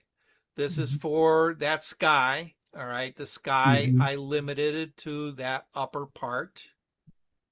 Okay. But if I get rid of this, it doesn't matter because we use the mask, all right, to manipulate this. Okay. This is our upper sky where we kind of created that band. All right. What's the difference between this one and this one? All right. The one for the road is a little darker than the one for our upper sky. But you can see it's still 1 point dragging it down. All right. The only difference is in the mask. All Okay. right. Here's for our house. We went the opposite way. We brightened it up. Mm-hmm. Okay. And then this is our trees. We darkened it down. All Okay. right. Okay. Now, if you notice what is behind the curve, all right, in that grid, right, I want you Mm-hmm. to see this. I want you to see this. I want you to see this one, and this one. Okay. What this is showing you is the histogram of only the parts that are showing through the mask. All right. Because if we look up here, this is our histogram for the entire image as it's being processed. So every time we make a change, this histogram is going to shift and manipulate. Okay. But when we have a mask, the histogram in our curves is showing us just what is selected. Okay. This is our sky, the upper part. Okay. You can see some of this because the mask is actually overlapping onto the trees on the very edge. All right. How do we know? We can look at, see how low this is. Mm-hmm.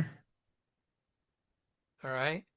This tree is right here. It's within our mask. All right. So that's going to affect our histogram. All right. So everything we see here, all right, is trees, all right, and this part of the sky. Okay, because we know we've already identified that this part of the sky was at 50%, which is right here. Okay, so Mm-hmm. this is our sky.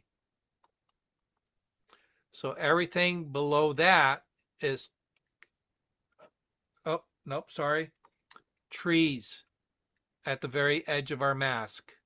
Okay, so you have to pay attention to the histogram, what is actually telling you. All right, but because we already know our starting point was at 50%, I don't care about all that stuff. That's at the periphery. If it gets a little bit darker, not a big deal. Okay. All right. This one. Okay. What's that histogram showing us?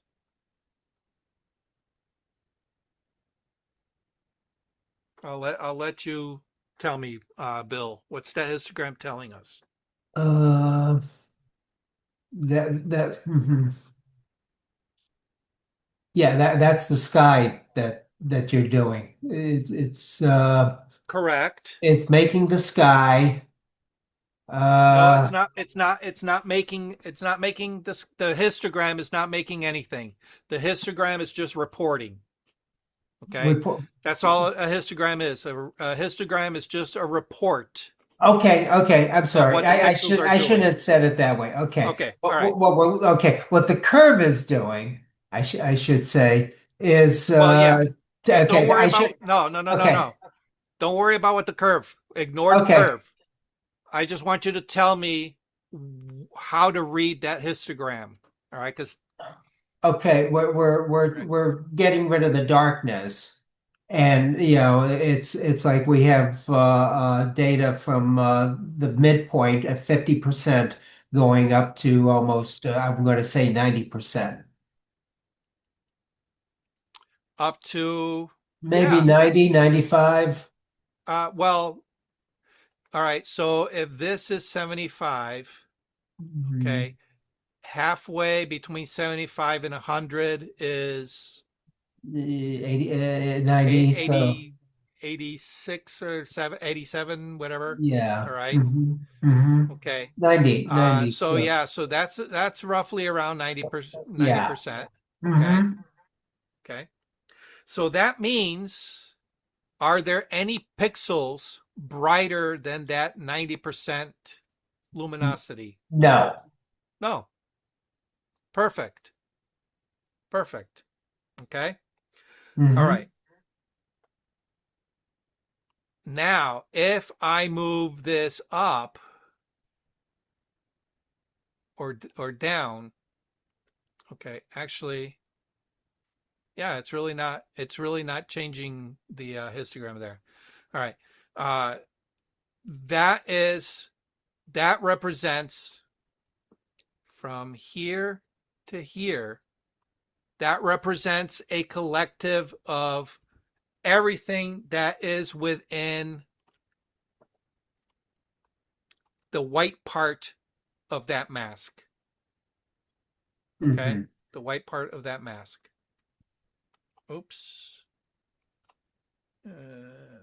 Escape.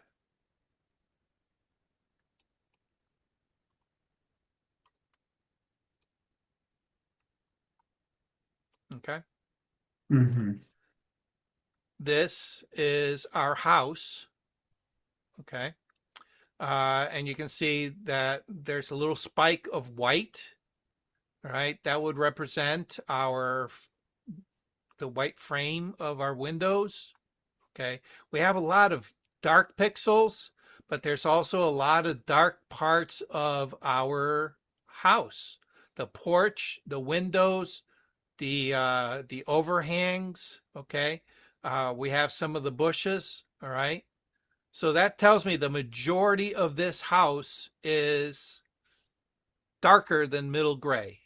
Okay. Mm-hmm. This is our trees. All right. Same thing. The majority of our trees are darker than middle gray. Mm-hmm. Okay, and that's how you read the histogram. Okay, all right. I think I fried brains on this one, but yeah, like you said, it'll take some getting used to, but hopefully, I understand it better now. I understand it okay. much better now. Thank you. All right. We lost Mark a while back. I think I fried his brain. It's after 9 o'clock. Yeah, it I don't is. I It don't know if is. he's somebody who has to get up in the morning. Some of us don't have to get up in the morning. Oh, That's must right. be Doesn't Mark nice. get up at like at 3 in the morning or something like that? Isn't he the guy that gets up wicked early? One of the Well, Mark's in Ohio, so one of the new someone new that's been sitting in our group I know gets up at some silly hour in the morning. I yeah. remember where Mark got it. Yeah, it might be Mark. Who knows? Yeah. There's an Um, advantage to being retired. yeah, yeah. Or it could be Tony. Who knows? Anyway, um, Anyways, I made it through tonight. I am feeling much better than I did last night, and oh, even though I good, still good, good, have good. something, but I made it through this. All right. Okay, What, guys. I am why do going to you release you have from. Yep. why do you have a blue center in your Oh, screen? is it picking that up? Yeah. Really? Yeah, I thought you had that on your Do you on do your you do you? I see a Oh, blue. oh, oh! It is picking it up. Okay. Yeah. Oh, okay. Yeah, I gotta get rid of it. Okay. Okay. I'm I sorry. thought I didn't realize. I thought it had to Excuse do me. with your picture. I thought it had to do with your app because it was moving around on the picture. It's like, okay, Um, he did something with Lightroom or ACR. I don't know. let's I see. thought. Let me. Um, no, that's. I bought the Elgato teleprompter Yes. to replace my crappy old monitor Mm-hmm. that I use for my camera, Yeah. and it has all kinds of little doohickey thingies. Yeah. And somewhere in here, oh, here it is. There we go. There we are. Okay. Yeah. I'm glad you mentioned that because I didn't realize that came across on Zoom. Here it is. I've been zooming with people with a friggin' blue thing in my face. Okay. Hey, they might have thought it was a new way of having a ring nose or something. Yeah. Yeah. I remember when you Um, used to have something in your tongue. I took a picture and unfortunately I never saved it. Oh, oh okay. yeah, yeah. The stud. Yeah. Yeah, Hey, when you run a tattoo shop and you're a piercer, yeah. I mean, I still have the holes here from when I had my gauges in, and Hmm. I had all kinds of piercings. Have your grandsons been pierced yet, No, or no? and my kids have, my grandkids not yet. They're Okay, probably not even interested in it. okay. So it's a whole new generation. It's funny. You have the generation that's against piercing. Yeah. So the next generation says, "I'm gonna rebel. I'm gonna get piercings." And then you Yeah. have the generation after that. Oh, they're all pierced. I'm gonna rebel and not get pierced. Yeah. So it rides the wave. So Yeah. anyway, all right. We're gonna call it quits. Thank you. Thank you for letting Thank, me fry your brain. thanks, Hopefully Doc. something's clicked. Okay. Okay. Thank you. All right. You guys be. Let me stop share. You guys be safe. We'll see you next week. The week after that is Christmas week, so I may not do anything that week. Um, so I'll let you know next Monday. Okay. Okay. All Good. righty, Doc. Good night. All righty. Okay. Night. Stay safe. Yeah. Thank you for watching Learning Photography with Chuck. Brought to you in association with Milford Photo, your local full